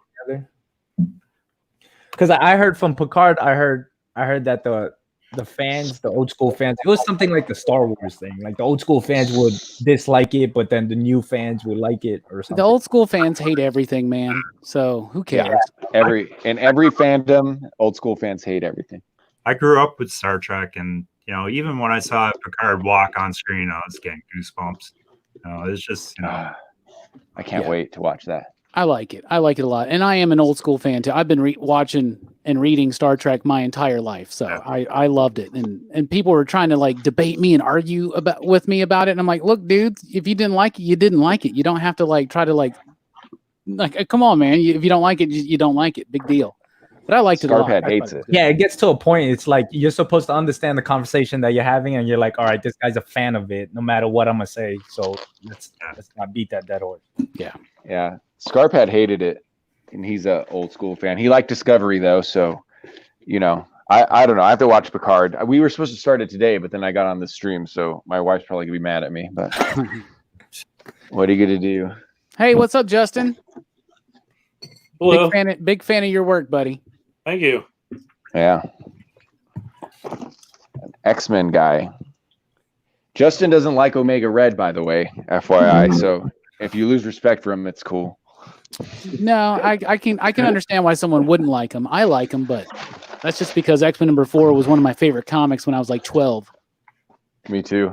But you know what, Justin? I'll give you this. I'll give you the benefit of the doubt. I did go try to look for classic Omega Red, and there's really no like he really is just the villain that sort of shows up sometimes. Like there's no like great Omega Red stories really. Maybe Robbie can think of a great one, but really he's just a cool character that shows up. He was awesome in the animated series, which makes him very unique. Yeah, I can't think of any essential Omega Red stories either. So yeah, what was actually going through the animated series right now? Maybe Percy's going to do something because it seems like he's using him in Wolverine right now. So maybe he'll do something interesting. I hope so. It's for me, it was who are you going to kick out to put him in? So that's why he's not in my top 10. Yeah. So to give context, to give context, two brothers and Justin have been doing a top 10 whatever, and they really don't understand math because they'll agree on keeping a number 10 when they all disagree, but then they'll agree on keeping a number 4, and sometimes they'll keep that number 10. Like it doesn't make sense that much. There's no science to it whatsoever. Yeah, no science, but none. But yeah, they did an X-Men villains, and Dustin was pretty adamant that Omega Red should be in on it. But X-Men villains, man, top 10? Top 10? Yeah, He's Omega not Red's top not going to 10. be on it. No. Yeah, Omega Red's not going to be on it. He's not even going to be top 20. Well, he could be on your personal top 10. That's not crazy, right? We all like who we like. Yeah, like on any. If he says that like that, then that makes sense. Like, hey, it's my villain. Yeah, but he was like surprised that Nick and Justin didn't want it on there. You know, who was 10 on that list? Like 10 on that list, you'd be like, that was 10, and you start to realize that, oh hell yeah, there's that it's easy to make a top 10 of X-Men villains. And they did you guys end up bunching Nimrod and the Sentinels and Master Mold together, or did you split them up? Cheap route on that one, the easy road, and we put Sentinels, Master Mold, Nimrod all in the same category. So we could get them on there. So it was definitely a cheat. I just got a Nimrod first appearance. So I did a top 5 X-Men villains a couple weeks ago, and I did the same thing with the Sentinels. I just said Sentinels in general, like past, present, future. Yeah. It's all one line, right? Yeah, I guess. You want to add more villains in there. Like, let's just group them up there in that so group. who is your Magneto? Had to be your number 1, even though it's not my number 1, right? For sure. And that was definitely last week. What was your number 2 though, Robbie? Magneto was not my number 1. Magneto was my number 2. Yeah. Are you serious? Yeah, Magneto's my number 2. Yeah, absolutely, Apocalypse. Yeah. Okay. And he was my personal. He's your number 2. Yeah. Yeah. My top 5 lists are personal. Like, my top 5. My personal, as they should be. My personal one is Apocalypse. Yeah. I'm loving that team. The Professor X with Magneto and Apocalypse. Yeah, that's good stuff. Man. Apocalypse is great. I had what did I have at 3? 3 I had Dark Phoenix. 4 I had Sentinel. And 5 I had Cassandra Nova. Is this a personal list, Robbie? Is this Cassandra Nova? Yeah. Personal list. Personal favorites. Yeah, the Phoenix as 3rd. Yeah. That was a tragic story when one of their own, you know, and that's good stuff. And both the original and at the end of the Grant Morrison run. So yeah, it definitely makes sense. Phoenix Magneto's too wishy-washy for me to hit number 1. And sometimes he's a good guy, sometimes he's a bad guy. He wears that purple costume with a big M on it, and he's like teaching, and then he goes bad. But he's always right though. And at the end of the day. Maybe not now. Yeah. At the end of the day, Apocalypse is definitely my number 1. Apocalypse is just the coolest, man. Yeah. My controversial X-Men villain take is that I don't really care about the Sentinels. To me, they're the putties, like in Power Rangers, and I don't like the Phoenix Saga, which is like my dun dun dun. Hey, it's okay. Yeah, it happens. Phoenix Saga. Well, like I said, there is no science to the list that we are doing. Most of the time, I'm just trying to piss Dustin off. That just started the last couple of weeks, because the first week you were being very cordial and nice. Yes. That first week. Yes. And then you're like, this guy's crazy. That first week I was on my top 10 X-Men characters. Is Mr. Sinister was on that list? He was number 3 on my list. Wow. And he was 3 or 4 on the main list. He was up there for everybody. I never got into Sinister until lately. Like the Hickman Sinister stuff, I'm really liking. Like I like Sinister in this new world. I like him a lot. Well, I think this style of Sinister is Kieran Gillen's work, right? If I was in and out of X-Men, so I think like Justin, that you kept reading it. I think this like sort of wacky Sinister, that's a Kieran Gillen thing, I believe, right? I still haven't read a lot of Blue or Gold. And what was the X-Men series before that? Because he showed up at the beginning of that. Yeah, Gillen did work with him on Uncanny X-Men. The Uncanny one was the long hair. Yes. The long black hair, the thin body. Yeah, I but I'm talking about where he's like a sort of like crazy in the head, you know what I mean? Rather than like old Sinister was like almost a businessman, and this new Sinister's like sadistic and weird sort. You guys feel that his personality's changed since the 90s, right? Yeah. For me, Sinister is always going to be the 90s cartoon. Yeah. That freaked me out when I was a kid. Like his voice alone just scared the shit out of me. Yeah. And he brought back Morph and made him bad. That was awesome. Yes. Hey, Robbie, Will's got a question for you. Well, has anyone heard the rumor that what's his name again? Bruce Campbell. Yeah, Bruce Campbell might be Mr. Sinister. MCU, maybe. No, but I don't. I don't believe that. He'll be in the next Doctor Strange movie, though. I guarantee it. Yeah, absolutely. Yeah. Which that was like once they dropped that name and said that it was going to be somewhat on the horror genre, I was like, that's my number one movie that I want to see. Yeah. And then I got some news that they're switching up something. they lost a writer, they lost something, and I was just like, what's going on? Well, they just brought in Sam Raimi, so Sam Raimi is it's gonna be his baby now, and so I'm excited. And I think they're gonna go with. I've heard rumors of Nightmare, and I think I said this in one of the things. Is like, could you imagine Bruce Campbell as Nightmare? That could be cool. That could actually be really cool. What? Nightmare should be a Ghost Rider villain, shouldn't he? Yeah, but they're not going to do a Ghost Rider movie anytime soon. For a while, yeah. Well, where's my boy Nicolas Cage? Luke Cage. It would hard not the Marvel Knights to take Bruce Campbell as a villain seriously. That's true. That's true. Just my He's got a face. Yeah. I want to see more villain movies. Me too. Villain movies. Yeah, you get well, me. Venom's coming out. Villains. Show me their story. Let me feel like how I felt for the Joker.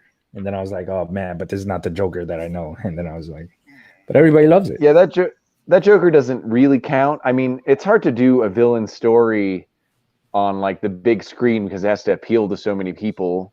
You know what I mean? Like, unless you get super artistic about it, like you did with the Joker. You know what I'm saying? Otherwise, they're just going to become like an anti-hero. Yeah. But I would have done like I like know Venom. reasons why they can't do it, but like I would have started off with like Carnage, like after this, and make it a horror movie, his solo. I mean, I know it wouldn't work out. Is the new Venom movie going to be horror? I mean, rated R? I don't. Yeah. Is it?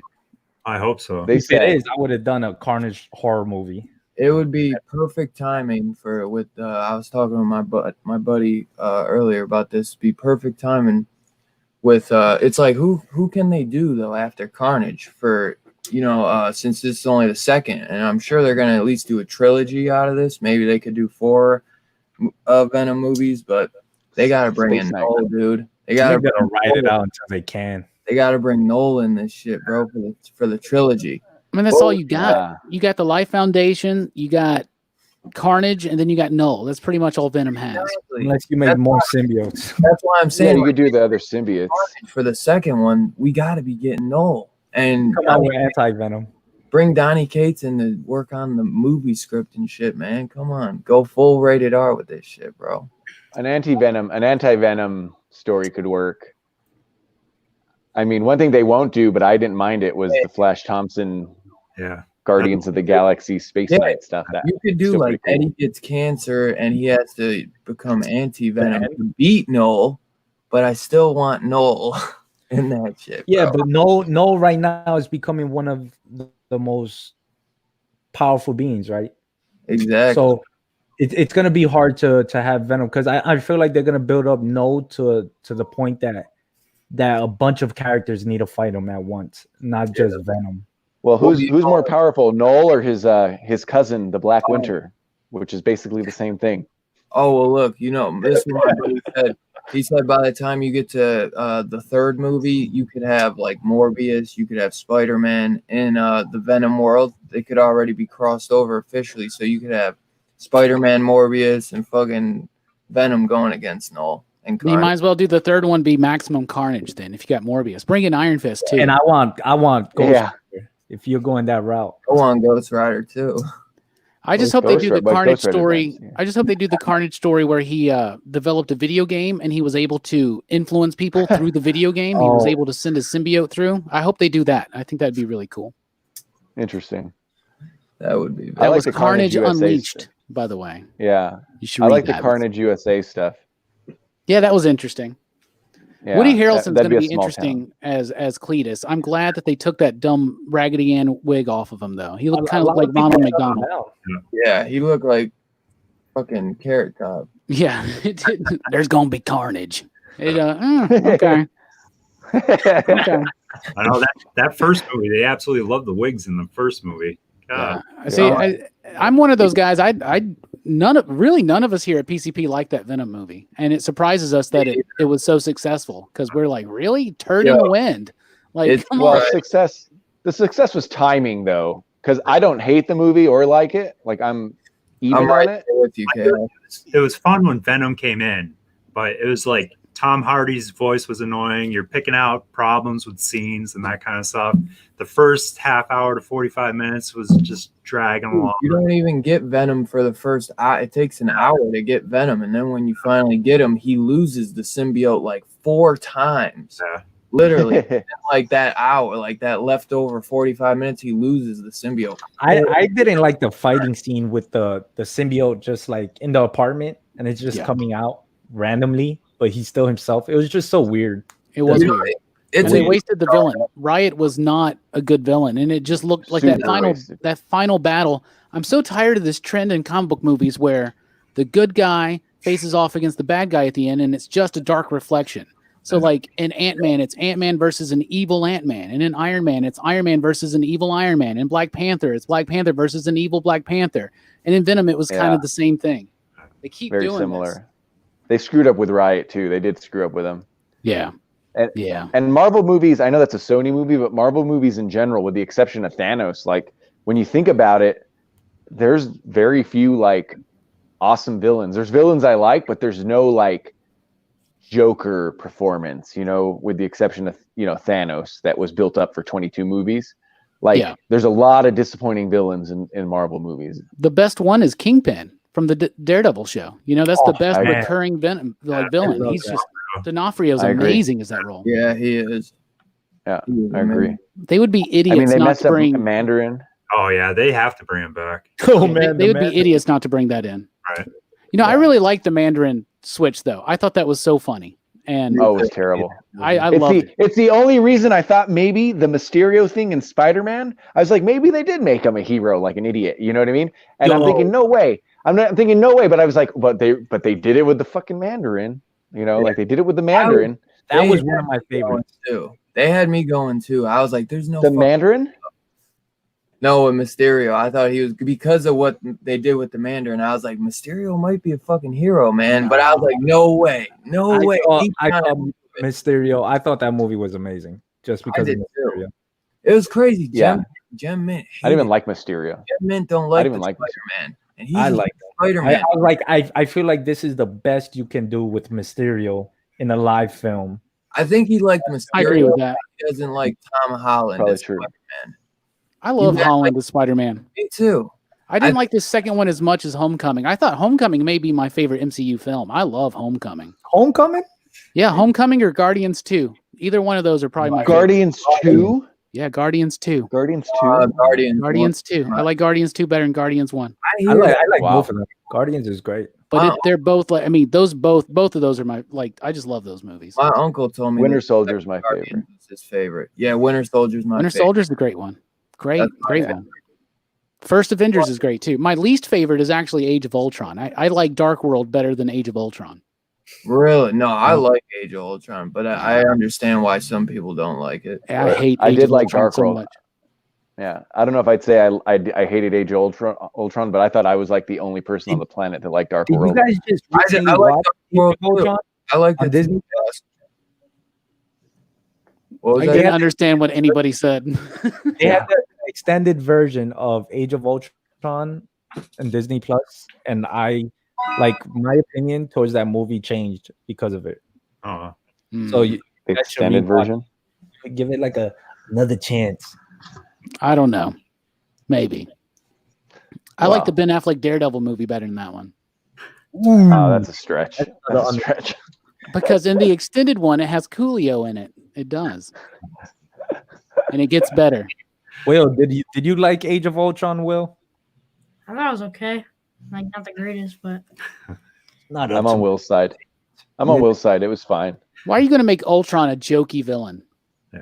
Out of all the villains, you're going to make Ultron a jokey villain? Come on. Yeah, you sound like a Star Trek fan. I mean, that's the problem with Marvel in general, that everyone's jokey, right? It's not a problem. It's very successful. Like stories. Well, it's a Joss Whedon thing too.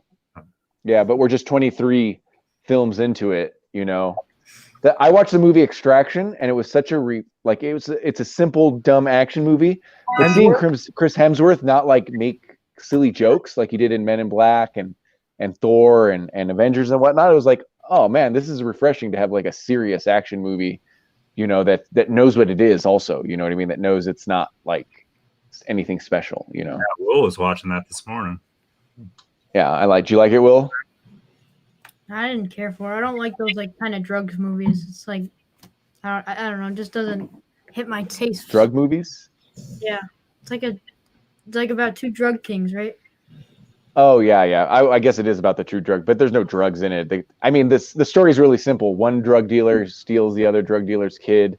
Yeah. And then a mercenary has to extract it, and then he makes a moral decision, you know, because he's a mercenary, but he has to save this kid. You know, taking the money. Extraction. Is that what you're talking about? Yeah, very very simple, very dumb, but it was at least, you know, is like the rare action movie nowadays that's serious. You know who directed that? The like fight coordinator for Captain America, the guy who was Captain America's stunt double, and he would do all the fighting sequences for Steve or for Chris Evans. He directed that. The Russo brothers produced it, so it's like his first directing credit. And it was good enough. Rogers. Yeah, I get it. It's some of those like movies that got like, you know, all the foreign, you know, Kingpin stuff. I kind of like, I'm like, you know, I really don't care about this. Like, I don't know, but it seemed like some badass action stuff with Chris Hemsworth, and so many Chris in the damn Marvel universe. Yep. The Marvel Chris universe. Yeah. That's what the MCU stands for.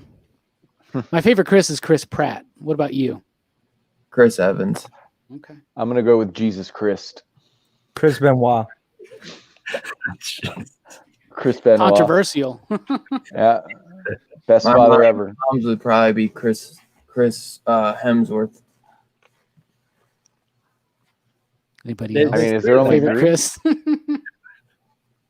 Yeah, I think there's only 3. I thought there was a 4th for like half a second. Yeah, Chris Christopherson. Yeah. Chris Christopherson. We just got to get Chris Pine in an MCU film now, right? Yeah. I love the Star Trek film. Be like, there's too many goddamn Chris's in here. We can't keep track. I thought I saw that they were trying to get him in on something. Chris Pine. Yeah. Well, he's itching Wonder for something, Woman. right? He's in Wonder Woman, right? Yeah, He is in Wonder Woman. He's itching for I something. thought I heard it too, Justin. I thought I heard that same. I heard rumors too for that he's going to play something. I know he's right now he's attached to the Saint. Apparently, they're wanting to reboot the Saint, and they got Chris Pine attached to it. So that's interesting. Who would he play in the Saint MCU? was awesome. What do you guys? A U.S. agent. Crossovers, like having The Rock come over, and you know, going from like DC to Marvel and that kind of stuff. The Rock? That's fine. Yeah. Are you using The Rock? Yeah, as why an not? example? I mean, I would think Black Adam Rock. I think he would look good for it. Yeah, for that. Yeah. But other than that, going to the MCU, I think who is he going to play? Somebody played Terrax. Namor. Idris Elba, it was Heimdall, and now Heimdall is dead, so it kind of is different, I guess, because unless they brought Heimdall back, but now he's gonna be what's he gonna be in the Suicide Squad? I forget. We don't know who he's supposed to be, right? Maybe Deadshot. He was maybe Deadshot, but maybe someone else. Deathstroke, possibly. They were saying. Bronze Tiger. See, I don't know about. I've heard Deadshot, Deathstroke, and I've also heard Bronze Tiger. So they're kind of keeping that one. They got rid of Deadshot because they want to keep it open in case they can get Will Smith back. So they changed the Deadshot. They definitely changed that. Dude, I'd be totally cool with the idea of him playing Slade. I think that'd be cool. Want a Suicide Squad? Yeah, that would be. He's good at fighting sequences too. I like Suicide Squad. TK, I want a Suicide Squad movie if it's done by James Gunn. Hell yeah. Hell yeah. Oh yeah, and it's done by James Gunn, so that means it's actually going to be. It's not going to be just fun like I think the first one was. That it just existed and it was okay. If James Gunn is doing it, it might be actually cool. You're gonna have a lot of people dying. The Suicide Squad. Who should play Lobo? If they do a Lobo movie, Perry. Man, no, nothing. I don't know. It's because you got to put the makeup on them and shit. They don't have to be too good of an actor either. Right. So maybe The Rock could do it. I was thinking The Rock at first. I was thinking, why not The Rock? Because here's the problem with The Rock. Here's the problem with The Rock. He's got to be a star. You know, like making him Black Adam. That's going to be like almost a one and done. Yeah, for him.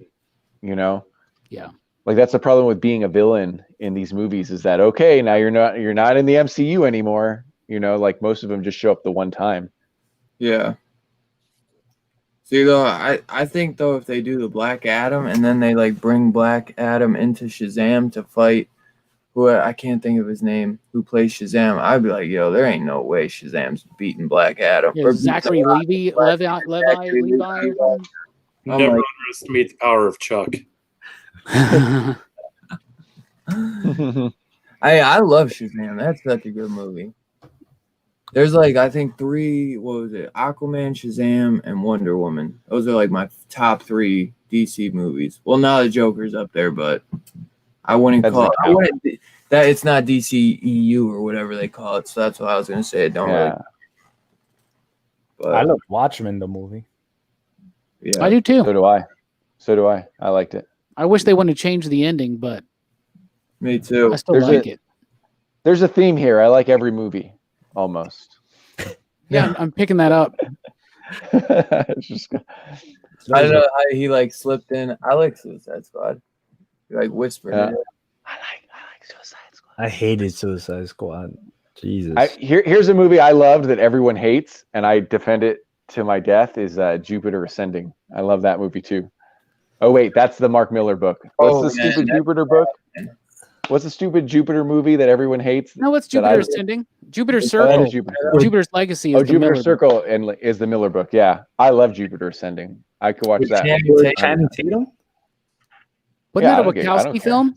Wasn't that a Wachowski film? Yeah, I've never seen it, but I really love the Wachowskis. So, Will and I talked about it before. Like some of the DC animated, I wish they would just take it and put it live action. And just Sean, I was just talking about that not too long ago. I was like, listen, you guys have the game plan. Look at your animated movies and just make it real life action. That's it. You guys are dominating in the animated movie realm. Exactly. So I wish people weren't stupid. I wish people weren't stupid and they would just accept these movies as being awesome, and then they could put marketing money behind them and we can all watch them. Because even the bad ones are really good. Like even the bad ones are on par with the best DC live action movies, Yeah. So what was a good DC movie recently? Was Birds of Prey. That one was really good. I enjoyed it. I like that one. Movie wise, it wasn't like amazing, but action wise, I thought it was really good. I loved it. I had so much fun, and I hate Harley Quinn, so I had so much fun with that, and that was a big shocker to me. I love it. So it was good. Margot Robbie. I liked it obviously because I like everything. But the problem with Birds of Prey was I've been watching the Harley Quinn cartoon. And like Birds of Prey didn't, Birds of Prey tried to be like edgy and crazy, but the Harley Quinn cartoon goes so overboard and it's so funny. Yeah, it's a rated R. Wanting to watch. My wife and I put that on for the first time. We had Will there. I'm like, oh wow! I'm just like, yeah. I heard it's really good. Give it another couple of years, so then you don't have to. He's probably old enough and smart enough to do it, but then you don't have to feel bad about it. You don't have to be like, oh man. But that show is just so stupid. It's great. Yeah. Margot Robbie is so hot though, bro. Thank you. Who? He said Robbie is so hot though. That's what I heard. Margot Robbie. I heard that. I heard the same Margot Robbie. Yeah. Robbie, you're not so bad yourself for a 26-year-old. You're getting older, you're aging a little bit. So, Robbie, I loved you in Wolf of Wall Street. Taking my good looks away, and the Robbies are staying with him. You son of a bitch!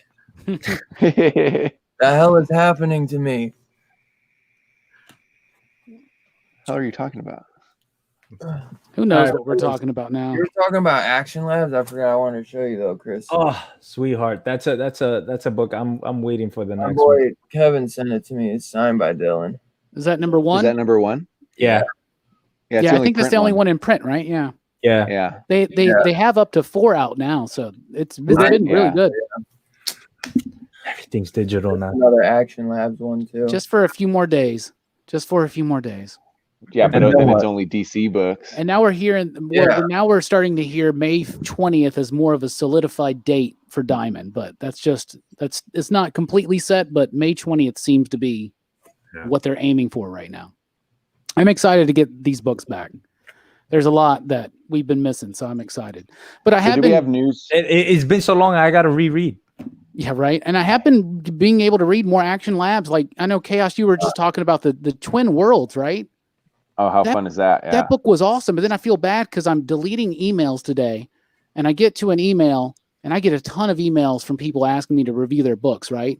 And I get to an email from the writer of Twin Worlds, and I was like, oh man, why did I not open this email? I would have really liked that one. But Twin Worlds is great. It's a really good book, and only touched the surface too. So I actually haven't read number 4 yet. So it's so good. I was not ready for it. I need to download it. I thought the first collection had 5 issues, but it only had 4. And so then I was like, 4. Oh no. I was like, tap, tap, tap, tap. No, it's over. That's a good book though. Actually, you can get the trade for like $5.99 on Comixology. It's super cheap. So super cheap. Yeah, I think I'm curious to see what happens to Action Labs, because all those, like, a lot of retailers are like, anyone that releases in digital, we're not. I mean, no one was carrying Action Labs anyway. You know what I mean? But we hardly ever carried them, except for we carried Sweetheart, and we carry anything by David Bowie. So like Spencer and Locke and Going to the Chapel. That's what and you got Going to the Chapel. That's what I saw at my LCSs too. But I'm definitely going to start stocking more of them now, because they're pumping out some good books. Because the first Action Lab book I knew about was Zombie Tramp, and I'm like, I can tell you, it's Zombie Tramp. Yeah, it's Zombie Tramp. Yeah, I keep forgetting that they put out Zombie Tramp. I keep forgetting they put out Zombie Tramp. As soon as they did that, I'm like, well, we're just going to order, special orders for this stuff. But then I found out about Spencer and Locke, and that book. If nobody's read Spencer and Locke, that's amazing. My buddy sent me Sweetheart issue 1, and then he sent me the trade for Going to the Chapel. But I was like, oh, now I really want to read Spencer and Locke. So Going to the Chapel, so good though. It's like Die Hard at a wedding. That's what I heard. He sent me the whole trade, so I'm super pumped to read it. It's actually signed by Pepos too. Heck yeah, I got to meet him last year at Heroes Con. He's a super cool fella. He recognized me from the YouTubes. So really neat. From the YouTubes. PK, your prayers have been answered. You get to go read. Yeah, I'm about to head out, guys. I could tell you're looking tired. You're like, get me the fuck out of here. No, Justin's dream is to letter Zombie Tramp. Did you letter Zombie Tramp? Oh, you have lettered Zombie Tramp. That's hilarious. Oh shit! I feel so bad for saying that now, Justin. No, don't. Yeah. I feel bad for working on it. No, Justin got fired after 1 issue because he put the word balloon over where it shouldn't have been over. Like, I'm not gonna. I'm trying to be delicate about all of this, right? I cut my teeth with Action Lab. Like, that's who gave me like my first true like big break. Really? But like, not the best. It's a. How do I want to say this? It's a content mill. Wisely, they work you hard. Here's how I want to say this. They are a great stepping stone. Yeah. Oh, that makes sense. They seem to put out some pretty good books. I'm gonna send them my work. Beginners. Yeah. That makes sense though, Justin, that they're a stepping stone, right? Because there's not that many famous, people come through it. The guy that writes Twin World, if you go to his Twitter, like it barely looks like he's a comic writer. He's like, his first line is like, he works like in finance, or so I can't remember what it was, but he works like somewhere else, you know what I mean? So yeah, I think stepping stones is the right way to put it, probably. Yeah. Here's the thing though, with these stepping stones for writers, though, because there's some good ideas. Like you could tell like some of those ideas were like developed over years because it's like the writer's first time. Yeah. You know what I mean? I will forever be grateful to them. I mean, I could still now email them, and if if they're going to New York for New York Comic Con, I could email them and ask if they have an extra badge, and they would give me one. So it's still like super cool, but I just don't do too much work for them anymore. Yeah.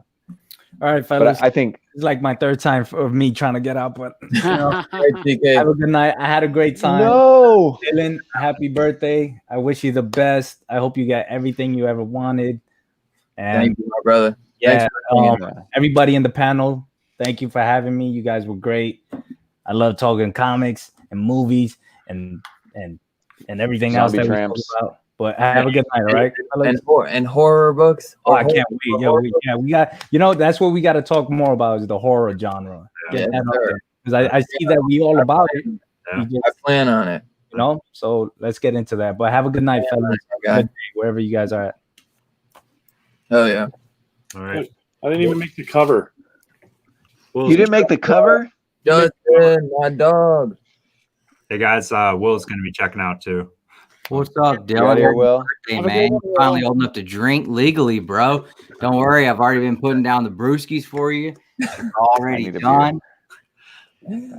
Have a good night, Will. Yes, I finally can go get my license. Hey, Oh, good so night, Will. I Thank come in and now Hero and the kid don't want to hang out. No, I see how it is. Okay, I got Well, it. the hero's hanging out. Well, no, the kid is hanging out. The hero's going to bed. Oh, Gonna okay. go do homework. What's going Gonna on, do Will? play video games. He's like, hey, I finally get a chance to be a kid. All right. Yo, Dylan- thanks for hanging, Will. I like that chair, Will. Yeah, I know, right? I like the shirt. Oh, thanks. Yep. All right. See you next week, Robbie. See you, buddy. Thanks for having us on. Of course, man. You already know you always invited. You have a good night, Will. Get you some sleep. Thanks Yeah. I'm for getting hanging I'm out. getting interviewed by Will next week on his Sunday sit down. I'm very excited. Will, Brett, blessing me I've with been talking to him for about a month. Yep. All right. Later. I'm looking forward to that interview next week, no doubt. Me too. It's gonna be awesome. Me too. Just- Dylan, I'm very excited about the PCP movie poll that you're a part of. Yeah, man, me too. I was telling Sean all about it because if it's Army of Darkness, they really want to join us. Between these movies, I don't know what's going to win. I You never know. know. You never know with the PCP Army. I was like, damn, we picked too good of movies, man. Now we're not gonna get Army of Darkness or Killer Clowns. Yeah, But- right. You never know. Like Pitch Black beat Who Framed Roger Rabbit and the Rocketeer. I was not expecting that. Well, I think Sean would even be down to come on if it's American Werewolf because he said he hopes that wins. Yeah, that was Sean is available. If you're available, you can come, homie. That's awesome. We got Killer Clowns, Army of Darkness, Tremors, Scream, Repo, The Genetic Opera, and American Werewolf in London. Oh Jesus! Tremors. I'm a Tremors guy. I'll do any of those. I liked that movie when I was a kid. I have to take both my boys in that. They've seen that movie so many times. Kevin Bacon. Dylan, I got another big Cap Silver Age book, bro. Swear. Yeah, since you were such a fan of the fact that I've been grabbing all these Cap books, this one came in the mail today. Damn. That one I didn't actually get at the store. I got all the other ones, the 100s, all those. Cheers, Justin. Shop, but I Yo, you that got one. those at your shop that you usually go to? No, It's open now. There's another shop out in Fayetteville, and that dude's got boxes of heat out there, and he's Damn. let me come in a couple times. Pretty much had the shop to myself, so I picked We're up. in Tennessee. No, in No, Georgia, he's in Oh, okay. Georgia. in Atlanta. He's opening up. They're going to start Two Brothers distribution. He's going to take from his comic stores and send to the community. I've been Yeah. doing that. Yeah, you might get COVID. You might get COVID, but who cares? You get your comics. Hey, you gonna get some heat. It's worth it. Also got that one, first print number 3, Nice. Damn. and I picked up the IDW Volume 1 I heard the ribbon makes a difference. I don't know, but so I picked those The up. I ribbon? had a pretty good week this week, man. Oh, Yeah. nice. I actually want to. I actually want to read the IDW from the beginning. Yeah, me too. I wasn't collecting comics when it came out, when it started, so I'm looking forward to it. Yeah, man, me either. I mean, or at least when I was collecting comics, they were like maybe in issue 20 or something or 30. But I think that's out of print too, that IDW, the volume 1. I could be wrong, but Yeah, I think it is. I went to a shop today. They weren't open, but I called them and they were like, "Yeah, we're in the store. If you want to come by and see if we got anything you want." I was like, "Okay." And I literally filled both saddlebags on my bike up. Like I didn't think I was gonna be able to take everything home because I had all these Funkos here that I picked up. Picked up like 7, 8 comic books, that hardcover. Like I'm literally taking stuff out of my saddlebags on Harley, throwing it in the trash to make room for stuff. Couldn't even have my wife come help me pick it up because I'm an hour and 15 minutes away. Nick's so mad I got that IDW Volume 1. He's so mad. Ain't you mad? Is he? He's mad. It's not Dragon Ball Z, so he's fine. He'll get over it. I know. I was like, TMNT, really? This when I go to my comic store, I got to go to the back door. I got to like drive around the Target where they like drop stuff off, and I got to like wrap around, to where the rest of the strip mall is, and I have to like deal with him in the back door. Like buying comics now is like buying drugs, basically. That's it. Yeah. Don't lie. They made you come through the back door anyway. Huh? I choose to, Dustin. It's not. Dylan, I'm about to have to cut out, buddy. Hey, no worries. I was just thinking to myself, I was like, damn, my boy Robbie went way longer. I know. Every time I get on a stream with Dylan, I'm like, I'll just be 45 minutes. Nah, 2 hours later. Yo, thank you so much 2 hours, bro. Before I dip, though, I got a few more things I want to show. Recent pickups. Hell yeah. Let's see them. I got this one yesterday. That's when Storm lifts Mjolnir. So that's pretty cool. Yep. Everyone's lifting Mjolnir. Everybody, right? But Storm's worthy, right? This is the David Bowie Madman cover I was talking about earlier. I picked up. That's cool. Oh, that's awesome. Beautiful work. I love all of its work. And then Dylan, you'll appreciate this one. I just bought this one because it came in a collection, and I was like, that's so randomly awesome. Damn. Bizarre Adventures 33 with a photo cover. Look at that. That's so cool. Look at that. Magazine group. I don't think I've ever seen anything like that. Oh, yeah. This is back in the heyday of the Marvel horror magazines and stuff. Yeah. But yeah, fun stuff. You can't pass up on stuff like that, man. Yeah, but I appreciate everybody. It was a pleasure chatting with y'all. Let's do this again very soon. Hell yeah. All right. No doubt. Dude, y'all have a good one. Keep rocking. Have a good night, brother. I'm waving and he's not there anymore. All right, so look, maybe some of you guys. So in my live stream, I didn't have anybody in there that was able to appreciate this. So maybe some people in this live stream can appreciate it and have actually seen the movie. Because nobody in my live stream had freaking seen the movie. Oh, you got over the top the comic. The fuck is that? Wait, what? Thank you. They didn't see the Warriors? Oh, the Warriors. Yeah, I've seen the this is Luther, man. Warriors. The problem with some pops, though. The problem with some pops, though, is that it just looks like generic white guy. Yeah. You know what I mean? Like, Yeah. I got Jesse Custer. I'm a huge Preacher guy. I have Jesse Custer. It just looks like guy in a suit. Oh, you look at that, and it looks like Corey Feldman from Lost Boys. Dude, that's what I was gonna say because they That's have a funny. Corey Feldman pop from Lost Boys that I have, and that's exactly how he looks. It's a Corey Feldman repaint.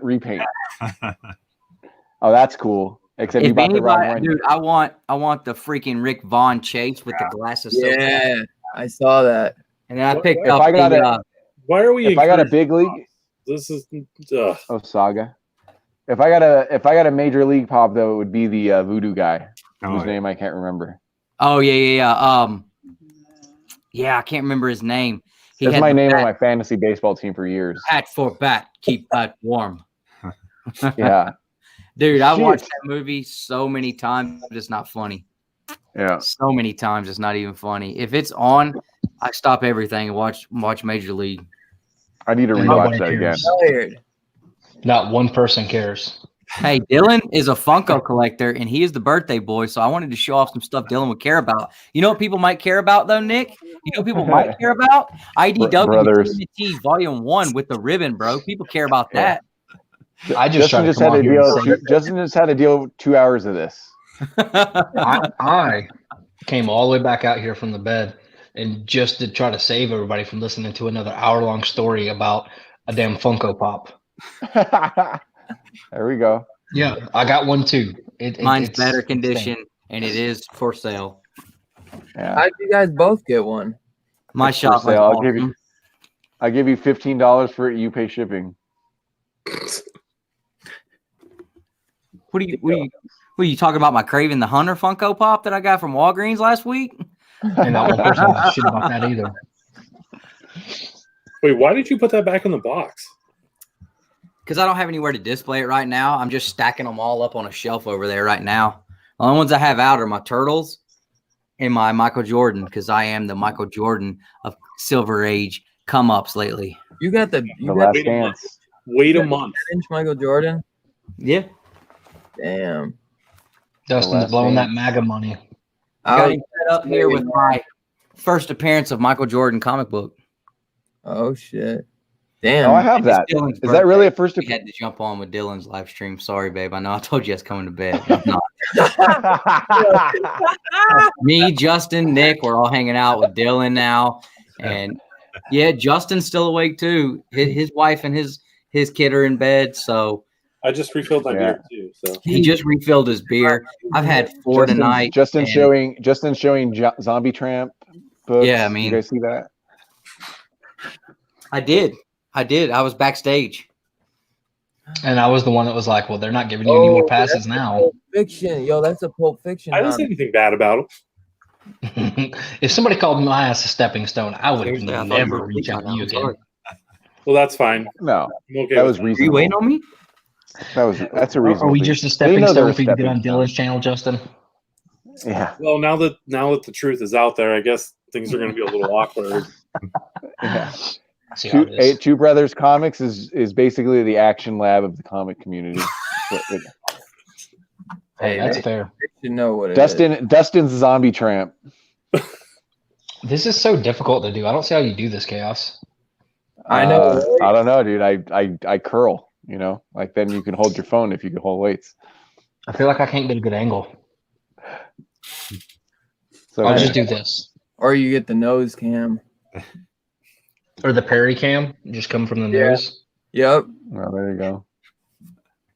Because it gets annoying just like extending it out. Yeah. Well, I also have the little pop thing that teenage girls have.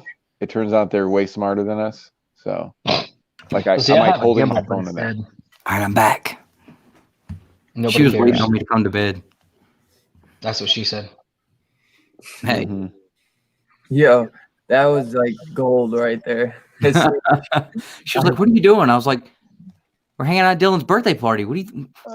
Yeah, I know I told you I was going to bed. I gotta brag about this shit on Dylan's birthday. Dylan one time was Chaos. arguing with a family member, didn't realize he wasn't on mute. That was pretty fun. I can't remember what stream that was, but it was pretty It fun. was his mom or something, right? He's like, get the fuck out of here, mom, I'm alive. Probably. One time he was mad at his sister, though, I think.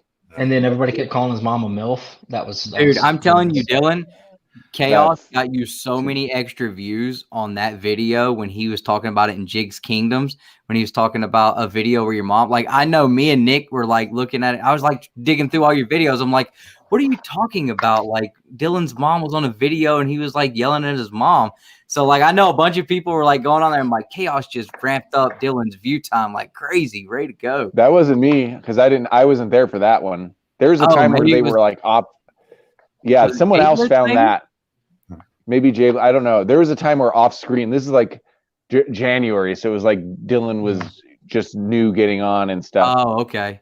Because somebody you could was hear talking him- about that. You and could hear him be everybody- like, "It's on mute. It's on Oh. mute." You know, there's like 6 of us, and he's all, and then like starts fighting with who. I don't think it was your mom though. I think it was someone else. Oh, because somebody was talking about that video, and then everybody in the comments on Jig's Kingdom was like, "All right, we'll be right back. We're going to look for this." And I'm like, "Dude, Everyone Dylan's went to view look time for it, just yeah. went crazy." Z found it. Okay, that's what it was. Okay, Z yeah, Flex yeah. found it. My mom did come in once, and I was like, "Dude, I'm live." I'm like, "You're in the door." I was like, "You're gonna be on camera," because she'll be like, "Oh no, don't put me on. Don't put me on camera." And I was like, "Well, don't come in then when I'm live." That's right. And Hey, everybody kept everybody- talking about I had to MILF go mom see- and stuff. I had to see like everybody was saying, you know, this, that, and the other. I was like, let me go see what Dylan's I don't mom think was I don't think I yelled. I don't think I yelled at her. I was just telling her to get out. doing. And then everyone kept saying she was a MILF. Once my sister walked in, but I don't. She just like popped her head in for a second. So But she's not a MILF. Jigs was saying today that he had freaking Vernon in the back room again. Oh God. The guy got through. Oh yeah. And Real Vernon? real Vernon. And he was caught him in time, and he was screwing with jigs. And right before he figured out who he was able to kick him out. But then he got like in the chat, and freaking he was like talking trash and all that kind of stuff. And Really? Yeah. I can't believe that guy came back. That's gross. Yeah. Gross as hell. That's like his thing though. Like if you look on that channel, he has videos, and one of his thumbnails were like, you can tell he just goes around to random live videos where people are dropping a link, and that's just all he does. That was so messed up, man. I was driving to work when that happened, and all of a sudden I'm driving. I pull up to the office, and I see a dick on the phone. Yeah. I'm like, oh my God. Like that's worse than a lurking stream. There used to be a guy that did that. I mean, but that's worse than a lurking stream. I remember I was in the chat with you, and I think some comic book hunter was on screen, and freaking he pops up this new guy, and I've never seen him before. And I'm like, who the heck is this guy? And he kept looks like the worst stereotype of a NASCAR fan. And he kept acting like he had mic trouble, then he was coming back and forth, and then it just happened. It was like, Jesus Christ. And then John comes back and he's like, what the heck happened? Everybody's gone. Like he thought it was a prank, but he didn't realize there was, because Jigs just left and didn't end his stream. Right. And then like I messaged John, I'm like, some comic book hunter, I'm like, dude, there was a dick on the phone. You need to get in touch with Jigs to cancel this. Like turn it off and delete it. It was like that Kevin Hart bit. Yeah. You telling me right now, if I look right now, there's gonna be a dick on the phone. There's a dick on the phone. Right now, there's a dick on the phone. So if I look at the phone right now, you're gonna see a dick on it. That's literally what it was like, dude. It sucked because freaking, he was trying to go for, as long as he could. And then, only a week later, he found out he only can go 36 hours. But no, they, I mean, it's not a rule. It's just StreamYard didn't shut him down because you're supposed to have 20. So he never stopped. Yeah. Right. And eventually he started getting emails. They're like, we're shutting you down. So he went 36 hours, and then another time he went 32. Yeah. Yeah, that one time he went to 36. I think me and Nick both jumped on in and out a little bit. Or there was one live stream he went on for a while. I was sitting in the freaking backstage for like 2 hours. Oh, half the time he doesn't pay attention to that. I didn't realize everybody couldn't see me, so I was back there like the whole time, like, making signs and putting them up, and then everybody's like, "No, we didn't see them." I'm like, "Well, I'm an idiot." That's funny, man. Oh. Wow. Yeah, when my mom jumps in our live streams, like in the comments, like people be like, "Oh, subbed you up." I'm like, "Nah." Like I tell people, like, do not sub up my mother. My grandma jumps in there. Don't sub up my grandmother and my mom. Like, don't need nothing to do with my family. Back off, my mom. You always know who it is. Oh yeah, it's like a joke now. Like people are like, "Oh yeah, subbed you up your mom." I'm like, yeah, real funny. Well, they're always like, "You guys are so funny," or like, I'll be making fun of you guys being brothers. They'll be like, "Oh, they're always like this." It's like, "Oh, that's clearly mom. That's clearly mom." Travis got on there tonight. Was like, "I just subbed your mom up, Dustin." Oh yeah. And I told him, I was like, I told him, I said, "I'm gonna go stepbrothers on you." I said, "You keep your liver spotted hands off my mother." And he said something else, and I forget what it was. It was pretty funny though. But yeah. Hey Dylan. Happy birthday. Thank you, my brother. Appreciate it, bro. Thanks for. And all I want to say, absolutely. And I want to say, man, your StreamYard's looking good. I see you're on that premium version now. Yeah, I had to upgrade. Mark on. Bueller ain't even got that going on, bro. He got all these big dogs on his channel with a duck hanging out. That was funny though, because he was like making it a whole thing, like with the duck, like with everybody. It was cracking me up. Oh man, I know I had to upgrade when I got Mark on. I was like, because JB was showing me how to like make banners or like the banners and everything, like this. And I was like, man, I was like, it'll look so nice if I can do that. So I was just like, but I'll pay the 25. Yep. It was awesome. I'm gonna steal that duck. I'm gonna steal that duck and make that duck my logo. That's the new Chaos and Comics logo. Is that duck? Chaos. I think you should make it your Chaos in Comics, your Chaos in Sports, your Chaos in Propaganda, your Chris. YouTube. All of them. I so accidentally plugged you on my top 50 raw books on accident because I'm so used to Who? saying chaos in comics. When I was talking about the 2 wrestling books I had on there, the chaos comics. Yeah. So I was like, chaos comics, this one, and then the next one was like chaos in comics, blah blah blah blah blah. And I'm like, I watched the video after it debuted. I was like, son of a bitch! Like I didn't. Oh, you said chaos and that's funny. Which you look like an ICP fan. You probably had that chaos book. Never got into them. Not my deal. I think I have an ICP book too that Mike Rogers sent me. The shop Yeah, I was that's at a chaos. they've got like a whole run of ICP and Twisted and all that stuff. Dude, I heard Yeah, they did Undertaker. They did Undertaker back in the day too. Yeah, I have an Undertaker. I've got some Stone Cold. I got some Mankind. I got China, which the China one is like the more expensive, hard to find. But Is it really? But now Boom Studios does the WWE stuff. So, but I like some of the older ones. Got some cool covers. Dude, Chaos Comics, they do like, I don't know if they do like Michael. They do like really cool YouTube reviews. Oh. They're joking with me. What were you gonna say, Dylan?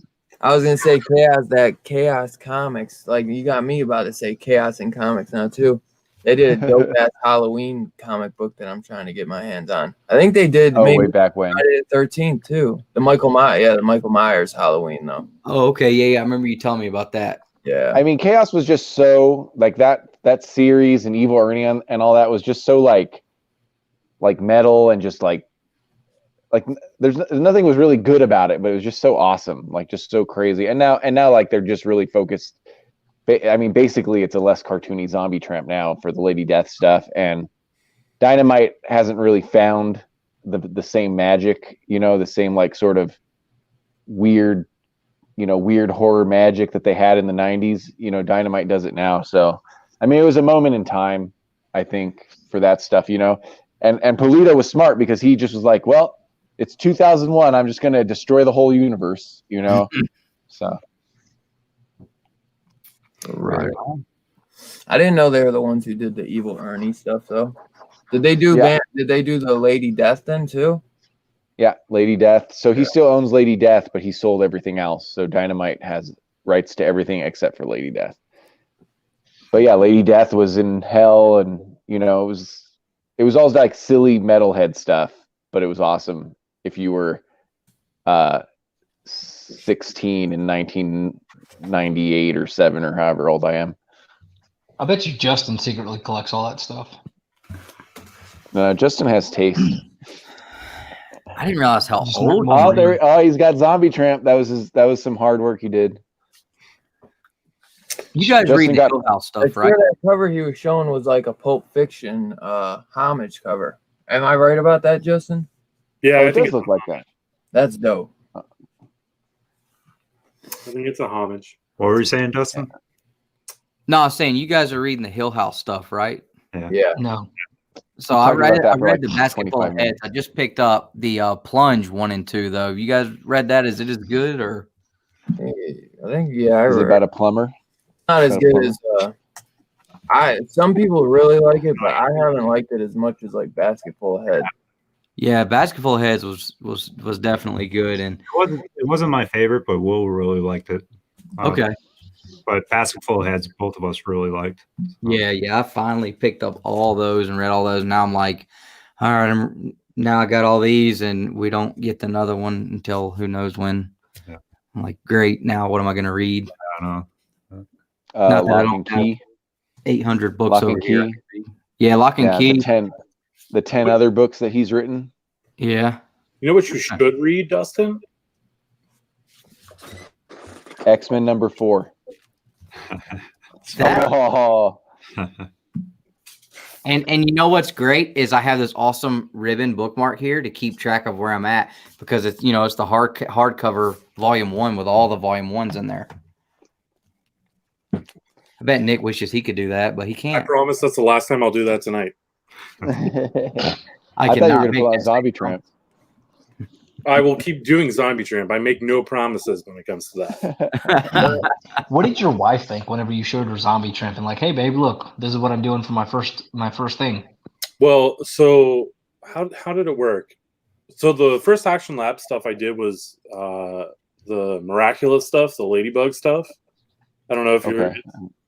There's like a show on Netflix called Miraculous Tales of Ladybug and Cat Noir. Apparently, it's like if you're a 9-year-old little girl, you absolutely love it or something. Yeah. Oh. So yeah, that's my demographic. Yeah. So there you go. So I started working with them on that series, and they needed someone just to like fill in on Zombie Tramp, and I'm like, okay, I know what the book is. I don't really want to work on it. I really don't want my name attached to it, but I really like money. Yeah. Yeah. I mean, let's be honest. Store. I bought a trade, and I felt like they put it in a brown paper bag, and I was so embarrassed to walk out of the store with it. They have this new thing called the internet. You could have just ordered it there.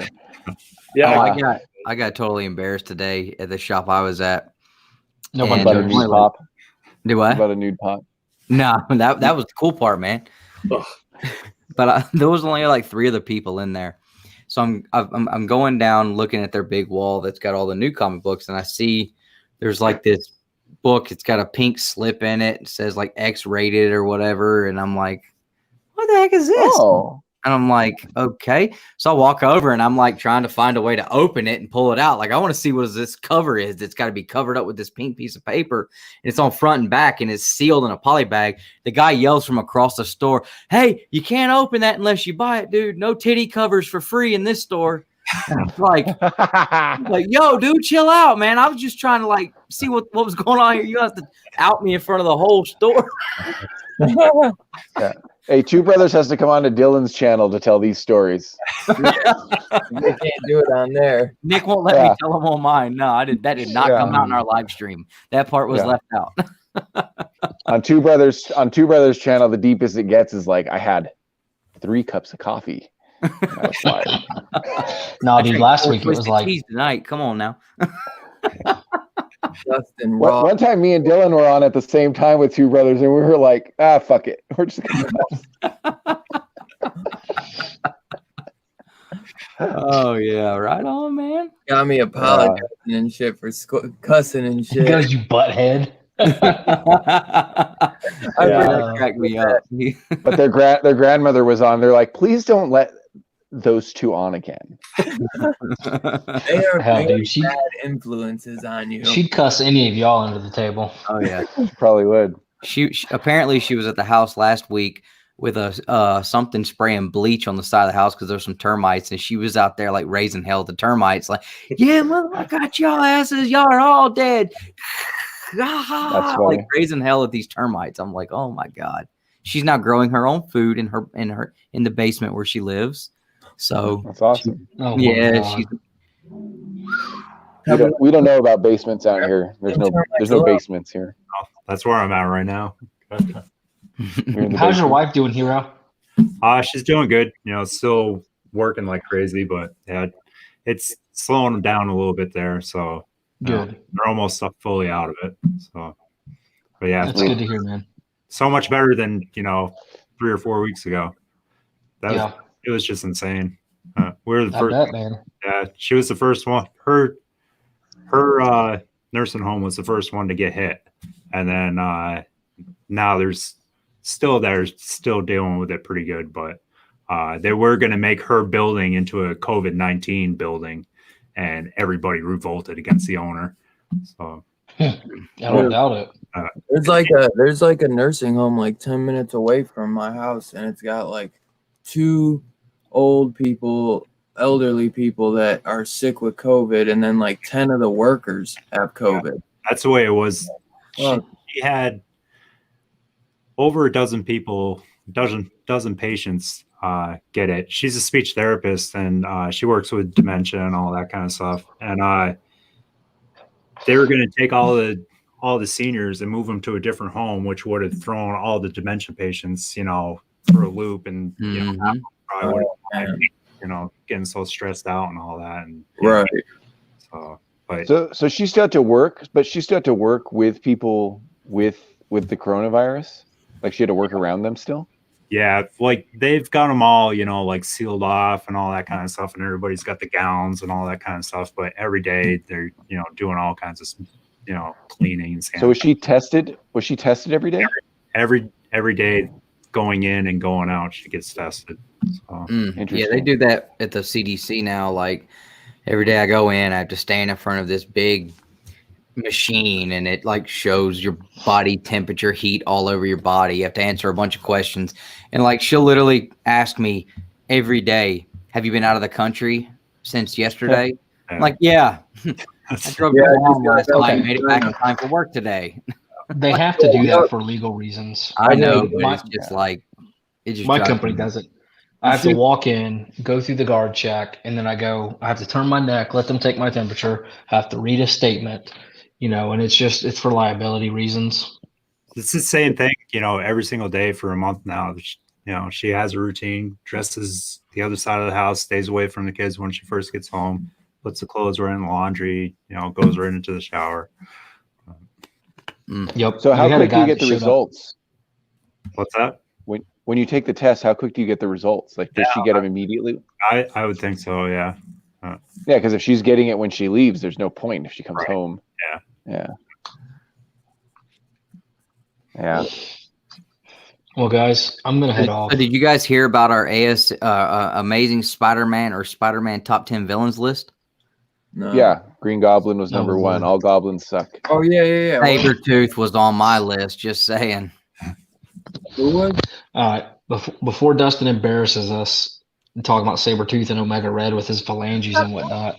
How am I embarrassing this dude? Sabretooth is absolutely okay for that Spider-Man villains list. Dylan, did he really put Sabretooth? Thank you, brother. Yes, his dumbass did. Are you serious? Hey, what's that orange 1000%. hard drive you got, Nick? Yeah, that's my hard drive. That's what I thought it was. That's cool. Is it 2006? Shut up. This? No, he was talking about this because that was like the big hard drive in 2006. But no, this is the new one. Amazing Spider-Man 324, Todd McFarlane, Sabretooth on the cover. Oh, that man. makes him okay to be in Spider-Man's villain list. Yeah, well, now Ghost that's number Rider's. 2. Yeah, that's. Anyways, did he Justin, really put it at number 2? Later, Nick. Okay. Justin, enjoy this. Oh, Nick. Hero, thanks. Chaos, see you later. Dylan, happy birthday. It's my birthday too, guys. And don't worry, because if Dustin. we do a Daredevil's top 10 villains list, guess who gets to be on that list too? Bow! God bless y'all for dealing with this. Kick him out, Dylan, if you want to. I'm wondering how you're going to work Sabretooth into the list for next week. Oh, he's definitely going to be on the Batman list too. I'm going to figure it out. Yeah. Somehow with the crossover they made like with Batclaw. Is there a character like Sabretooth mixed with Saberstroke? All I got to do is find some kind of clip art with Sabretooth fighting Batman, and I'm going to use it. You're gonna edit some. You're gonna. I will if I have to. Oh yeah. What did that say? That's Siddhartha. Yeah. Worst pick ever, William says. I've been summoned, guys. I gotta go. All right, brother. TF4. I'll probably be wrapping it up here in a bit anyway. Justin, Dustin, Sean. Yeah. Thank you guys for having me. Happy birthday. See you guys later. Thank you, bro. Have a good night. I was like, man, the beard, bro, is throwing me for a loop. I haven't seen Chaos with a beard in forever. He did an edited video, a comic book review. I think it was like either this week or last week. I don't remember exactly what the title was, but it cracked me up. It was just like, okay, we're gonna go over this crap or something like that. Like it cracked me up. I'm like, that's so him. Like the way he does stuff is just it's awesome. I'm like, how can I not watch this now? Like it's genius. I know. I love his reviews. He just keeps it. He's so funny with shit. But he has such a fucking diverse, like he reads so much, man. Like his knowledge is so diverse with everything. Like he reads so many books, and some of them are just such small like publishing companies that you've never even heard of, and you're like, Yeah, he's intelligent. He's intelligent as all get out, and he knows. He's got tons of channels and podcasts and stuff he does. So everybody says Robbie reads a lot, but man, chaos. Yeah, dude. Yeah, yeah. Robbie just reads the most in one sitting. Chaos just reads a shit ton. It's just in his own time, you know. Yeah. I wouldn't get in the ring to box with that dude on any platform of the things that he knows. That's why I love doing that Saturday show with him with Trinity, because it's just like I love hearing, like, I was like, man, this shit has helped me get smarter with this shit, because just sit back and listen to him. Mm-hmm. He's so funny. So it's his unboxings. He's got let's unbox some crap. He's got another one, an unboxing of crap you told me to buy. I'm like, dude, I love it. Too much. Yeah, and on the flip side, you have me, and I don't read anything. You read some stuff. I can imagine stuff that I work on. Yeah. Well, it's like with anything. Like I do. I work with telecommunications crap all the time. So like the very last thing I want to do is come home and run a hardwired outlet for my computer in my studio upstairs and stuff when I get home one day, but I had to do it. I put it off for like literally 3 months. Yeah. Nick wants me to come to his house and take care of his stuff. I've got all the material at his house already, but it's like when I get down there, we always find other stuff to do. And I'm like, geez, like this is what I do all the time. I don't want to do it now. So I can imagine it being the same way with comics at some point too. So Dustin, I got to tell you this before I forget to. So the writer for RV9, Ben Goldsmith? Okay. He announced on his IG today something, and it was working out concept art with Alex Cormack, the artist Rhoda Bones, which I know Justin knows Alex, and he's actually the artist of this book I've been reading, Sync. Okay. Shit's fire. So the reason I bring it up is because I know you'd be talking about this big time. So the new store concept art is for our new comic that is just says hashtag Moana meets Pirates of the Caribbean. Right on. So, Pirates. I had to bring it up. Oh yeah, right on. I'm like, oh man. I'll definitely be checking that out. Dude, right? Damn, hey. Woo. Oh, so he just talked to him. What are you telling us, Justin? Yeah, I mean, that's literally the sole reason I picked this Submariner up is because it's got the big pirate ships on it. My fingers are crossed that you are lettering that book, man, because that's gonna be awesome. I letter every book that Ben does. I was gonna say, if not, I mean, I know you've done a lot of work with Alex as well, so. Yeah, I just turned in CSROs, I think on Thursday. CSROs 2. I'm so pumped. See, though, it looks like he had a bunch of concept art, but the one that's circled is the one I'm guessing they're gonna pick. Yeah, that's cool. I'll send it to you because it's not with my phone. It's not really coming in clear. Yeah, no doubt. I'm definitely down for it. But yeah, Ben just posted that today. I have to get Justin to send me a signed copy. Justin Birch signature. I know, right? I know. I had Rod send me. I want to get him to sign Rhoda Bones and like anything that Justin's really worked on, but Rhoda Bones is one of them. Rhoda Bones, CSRO. Whew. No, me and Nick are hoping to have. Don't put my signature on there. Hey, I want it. I want your signature on there. Dude, your lettering is so fantastic in Rhoda Bones, man.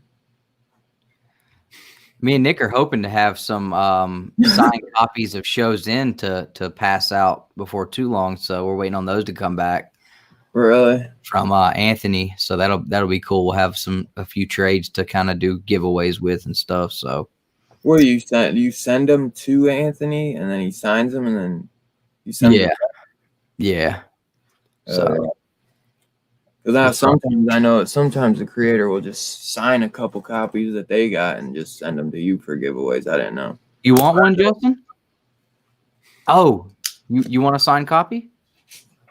Yeah, no, I don't. Oh. Well, I got to get them back from him before I can send them to anybody else. Oh wait, I don't know. You might not have seen what I signed like 50 of these last week. Uh-oh. I love all his cases of stuff back there. That's so I cool. know, it's so fucking cool, man. I would like just walk around that shit and just. Oh yeah, I want one of those so bad. You showed it off on our channel last week. Yeah, I had to meet the writer and I had to sign 50 of these things. Yeah. You just put JB. Yeah, and a word balloon. Yeah, that's right. That is really cool, though. I'm pumped about that book, man. To read some by Al Snow is gonna be cool. I actually, for the first time in my life, because I was actually told by Randy on Wednesday, the guy that burns comic books, was telling me that Beyond the Mat was on Netflix, and I've never seen it. Always been a huge wrestling fan, but I've never watched Beyond the Mat because it's never been on anything that I could watch it. And so I watched that today, and my wife was asking me some questions about it and all. And like, it goes to the end. It's got Mick Foley in there, and we were talking about that. And I was telling her, I was like, yeah, like Mick Foley, Terry Funk, like, Al Snow, like those dudes used to be nuts. But like nobody topped Mick Foley. I mean, him and Terry Funk did so much crazy stuff, but Al Snow was definitely one of the more controversial people at that time too, and I'm definitely pumped to read that book. I met Mick Foley up in Springfield when Will was like 3 or 4. We went to a hockey game and he was there signing autographs. Oh, that's awesome. I gave him a compliment of Beyond the Mat, and he just brushed it off, and he's just kind of. I'm just like, seriously? I'm like, nobody in line. I'm just like, God. But not too long after, I met Bret Hart up in Boston, and he was one of the guys that I wanted to see, make a comeback.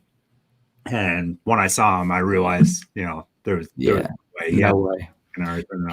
He I know he had one. He may have had more than one, but I think after the strokes and being kicked in the head like he was, like between all that and Owen's death messed him up really bad. Like that dude he got dealt a rough hand in the middle of his career, but he definitely is one of those guys that could have, had a much longer career. I mean, Shawn Michaels came back after, those back issues he had, and the dude put another 10 years plus on his career when they told him he'd never wrestle again. So I was just showing Will the other night, Shawn Michaels, when he went to Montreal in 2005.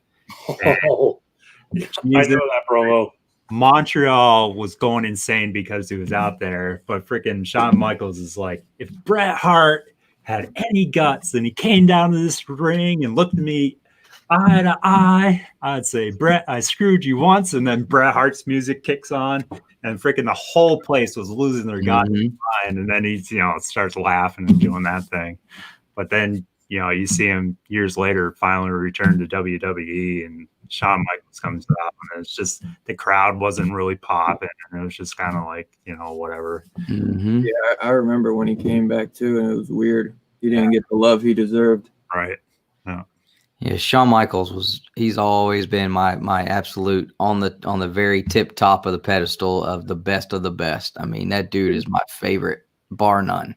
I don't know how people could take those kicks, man, were so real. Like they're taking literal kicks to the chin. You would hear their shit like crack, and I'm like, how are they? Oh no, he's smacking his leg. Smacking his leg, yeah. Oh really? Yeah. If you watch, you can go watch a compilation, or however you say the word. Nick always gives me crap of Shawn Michaels' finishing move. You will never ever see one where he doesn't throw that leg and pop his thigh at the exact same time. Yeah, because it would be like a movement where he'd throw it up and like throw his hand down. Yep. Yeah, I never noticed that. But dude, he would still kick him though. You know what I mean? Like, yeah. Sometimes he would. He's knocked a couple people's teeth out at some point. I remember him talking about it, but yeah, I mean, maybe they kind of ruined my childhood whenever I realized that's what he was doing. Because I just was watching, and I was like, why does he always do that? I thought Shawn Michaels was going to die about a year ago. Will and I were watching when they were in Saudi Arabia, and they were going against the Undertaker and Kane, and he does the moonsault off the top rope, and freaking Undertaker missed his spot, and Shawn Michaels almost landed right on his head.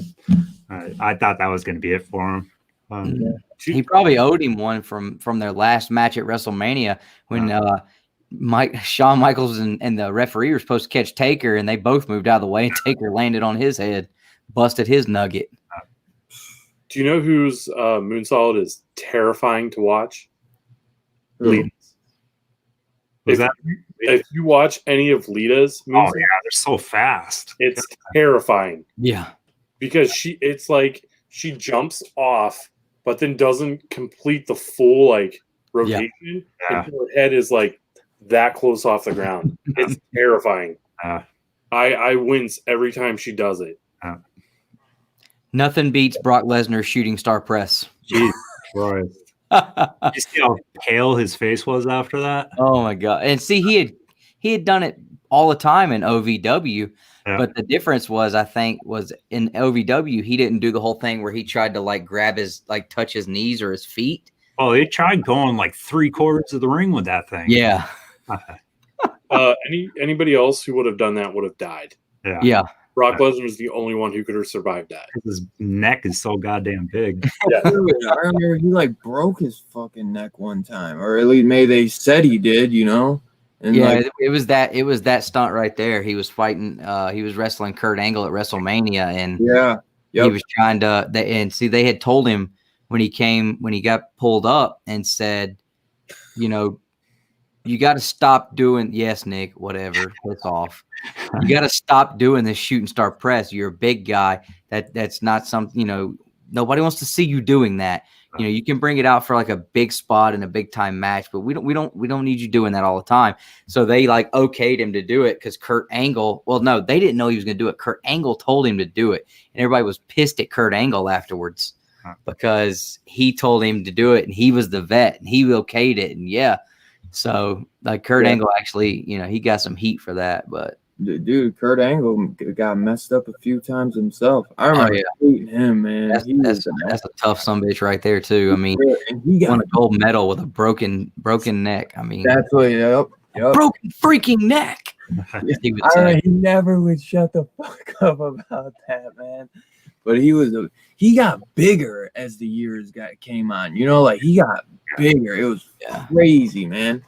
Because he's been in a few movies where I'd be like, I was like, no way, that's Kurt Angle, because he looks like a beast, man. I'm like, he looks scary. Look at Shawn Michaels. You know, what was it? Look at Shawn Michaels early on. He was pretty big. You know, when he was rockers and crossing over, he was on the hefty side and pretty bulky. I thought Eddie Guerrero had probably the most impressive of change. If you look at him in WCW when he was wrestling in the full pants singlet, and then you look at his final days in WWE, it's like this dude is just, I mean, and I don't know if he was on it or not, if he was juicing or not. I would imagine so, but because he literally he got fired from WWE because he couldn't stay off of drugs long enough to be sober when he showed up, and he comes back and he is probably the second or third most jacked dude on SmackDown. I'm like, all right, Eddie, go on ahead, man. Like, he's rocking that awesome mullet, and he is just freaking all, like Mark Bell says, he's jacked and tan coming back, and they put the strap on him, and, it worked for him. But, same thing with Benoit. Like, Benoit was always he was always stout, but his last few years there, dude was he was a monster.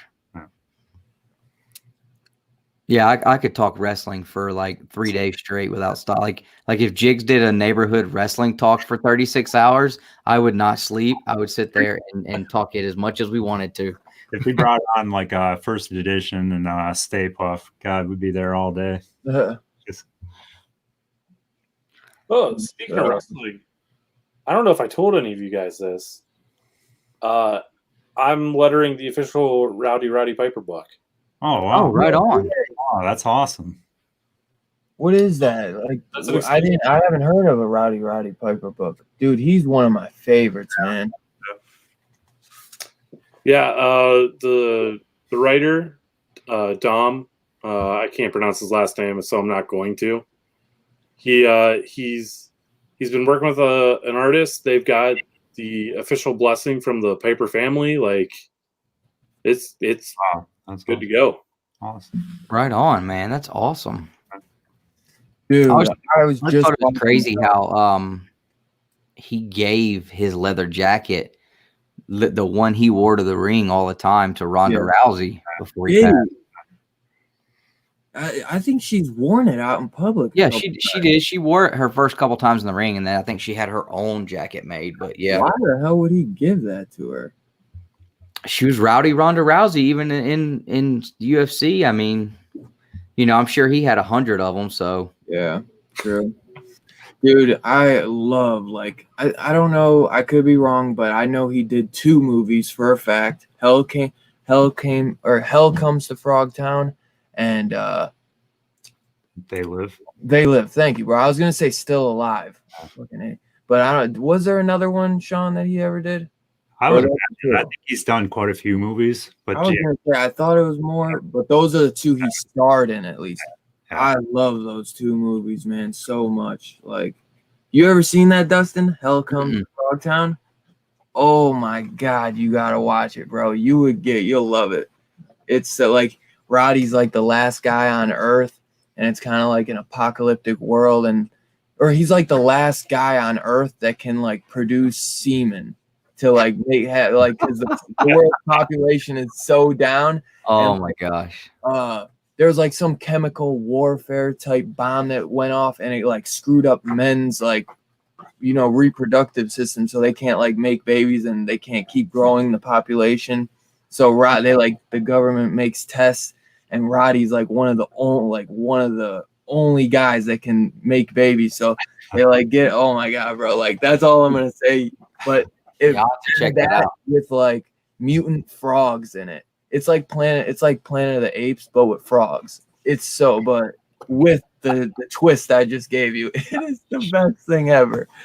And Roddy Piper, he adds his wits, his charm and everything to it. Like, it's fully Roddy Piper in that role. You know what I'm saying? It's just phenomenal. I love it. I mean, I can't see it being better than Assault on Devil's Island, but what is that? And I can't. Dude, that was that cheesy movie Hogan did in the 90s. It was like 96, 97, something like that. Yeah. And he was literally plugging it every Monday night on Monday Night Raw. They were running big spread commercials. They had banners hanging in the Nitro arenas. I mean, it was crazy. It was a TV movie?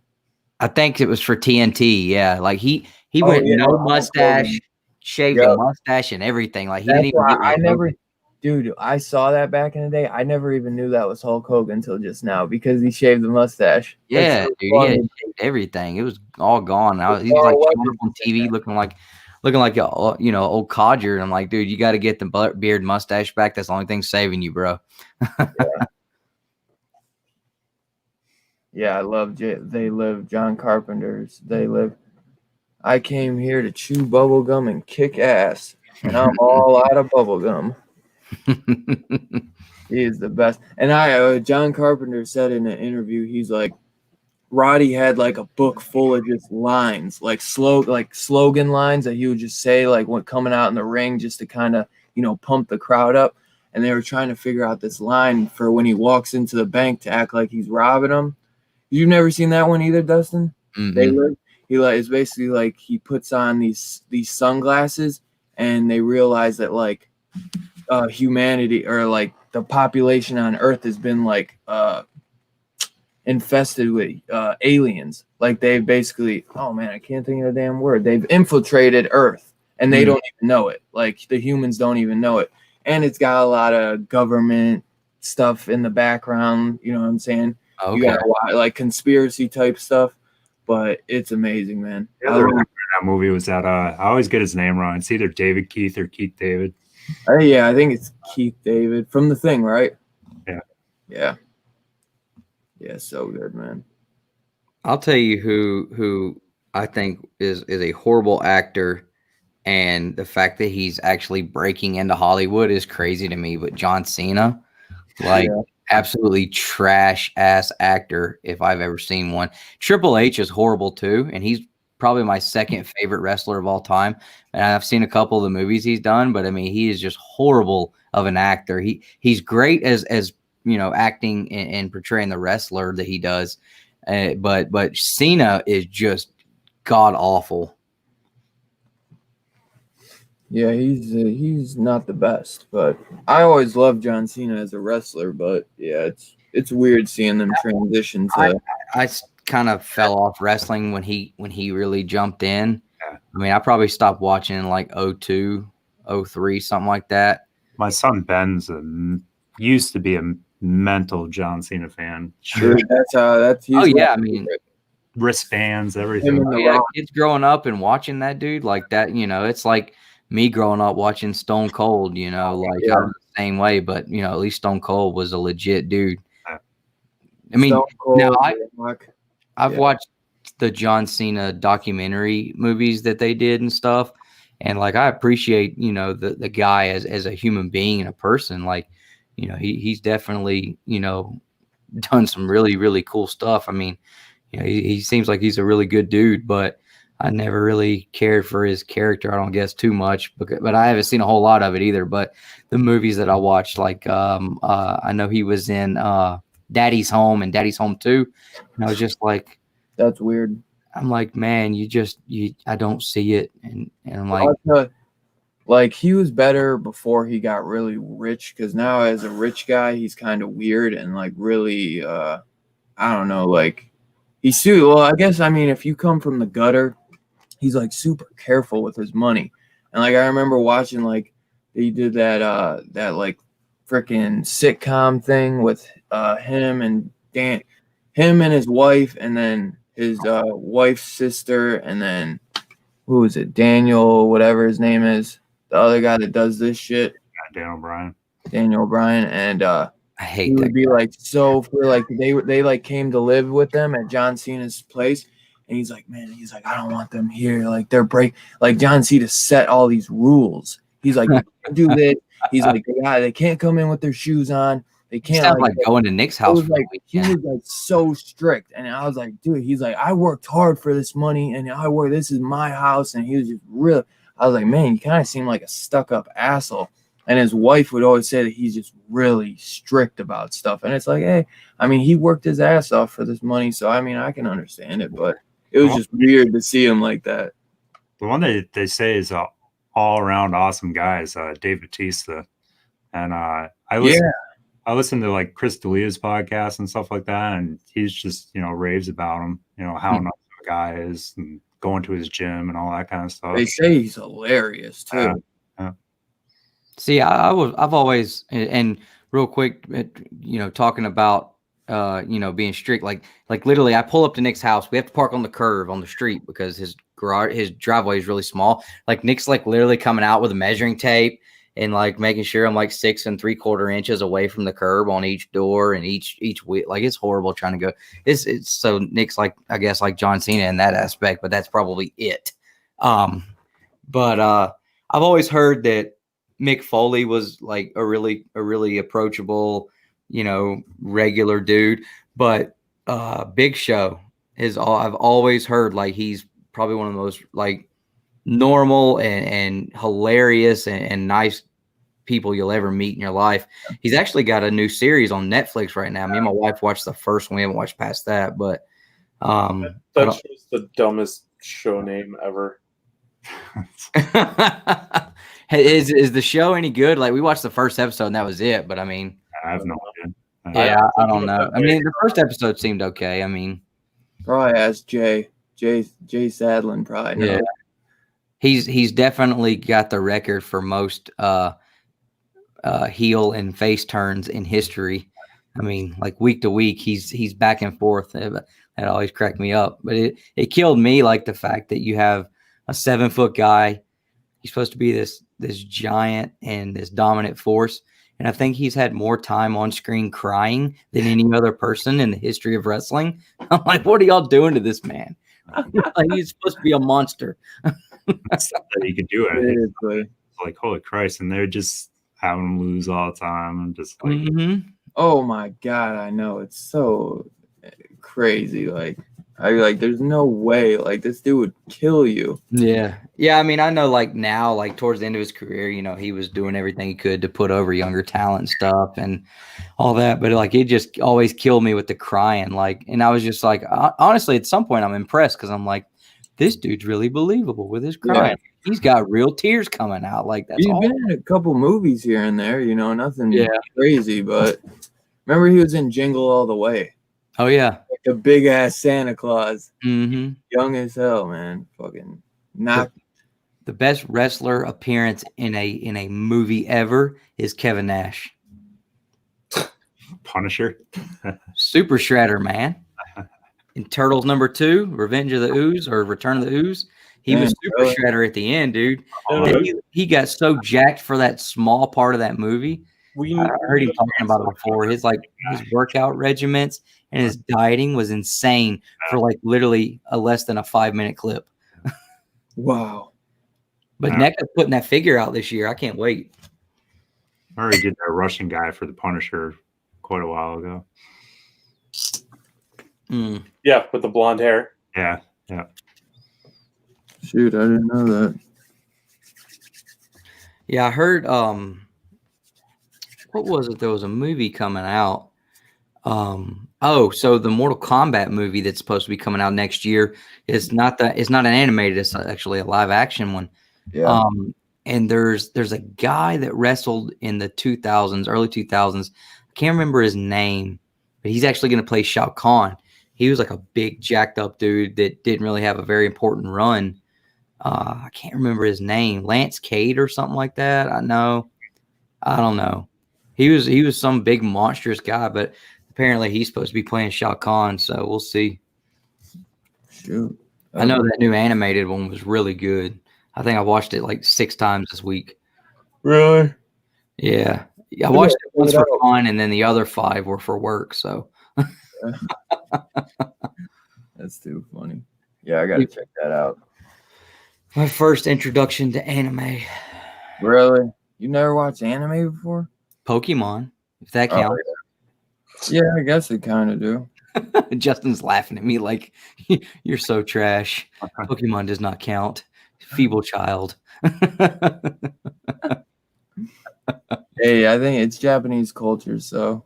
Yeah. But no, it doesn't count as like real anime, I wouldn't say. Yeah, Will kind of goes through his phases. Sometimes he, binge watches anime, and sometimes it's just like completely not in the mood for it. Yeah, that's how my sister. I gotta be in the mood for it. It's like, I don't know, it's weird, but when I do, I binge it. Okay. Holy crap! It's almost 3 o'clock. Yeah, I know. I got work tomorrow, so I'm probably about to wrap it up. Oh, dang, you got to work tomorrow? Yeah, no, a little bit later in the day, but I gotta be able to get some sleep because I got a freaking 10-hour shift. Yeah. I took 2 weeks off, so I'm hanging at the house with the kid. But lucky bastard. Yeah, they closed my kid's daycare down, so really? I gotta stay at home and help out with him while the wife's working. Luckily, my work is doing that whole family first paid hours thing, so it worked out for me on that. So he's been running me ragged. Went and bought him a basketball goal and ratchet strapped it to my basketball goal and bought him a ball. Huh? A basketball goal. Yeah. See, this might be me, but where I'm from, we call that a hoop. Yeah, see, it's weird because I think a lot of people do. I would agree. I'm searching Facebook Marketplace for a basketball goal, and nothing's coming up. And I saw like a suggestion for basketball hoop, and it's like, ooh, there they are. I'm like, well, I'll be damned. Like, okay, whatever. Played this sport my entire life, calling it this, and apparently I'm wrong. Whatever. Oh, man. I feel bad for you, Dustin. Yeah. It's a soccer goal and then a basketball hoop.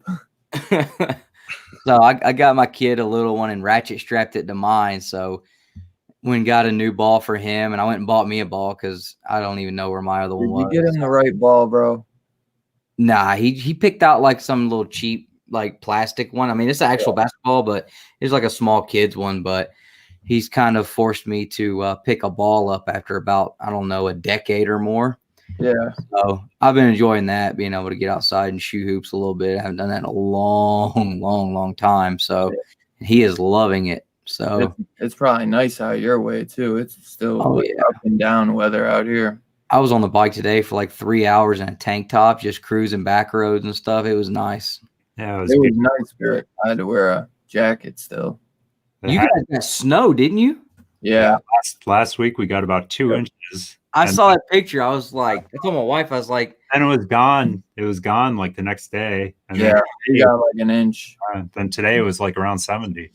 So. Yep, same. Yeah, I told my wife that. I was like, you're really snow today. No, I woke. I couldn't believe it. God. It's so damn weird, man. It's so up and down. But shit, here, I'm gonna wrap this up. If anything, we talk for a couple minutes backstage because I gotta get some sleep. Thank you all for hanging out, though. Thank you for coming to celebrate my birthday with me, man. That means so much to me, guys. You guys are the best, and that is why I did this tonight, because I didn't want to start my birthday no other way than with my homies and with the best people I know in the dang world, man, and that is the comic book community. So thank you guys once again, man, and we will catch you guys later, man. Y'all have a great night. Peace out.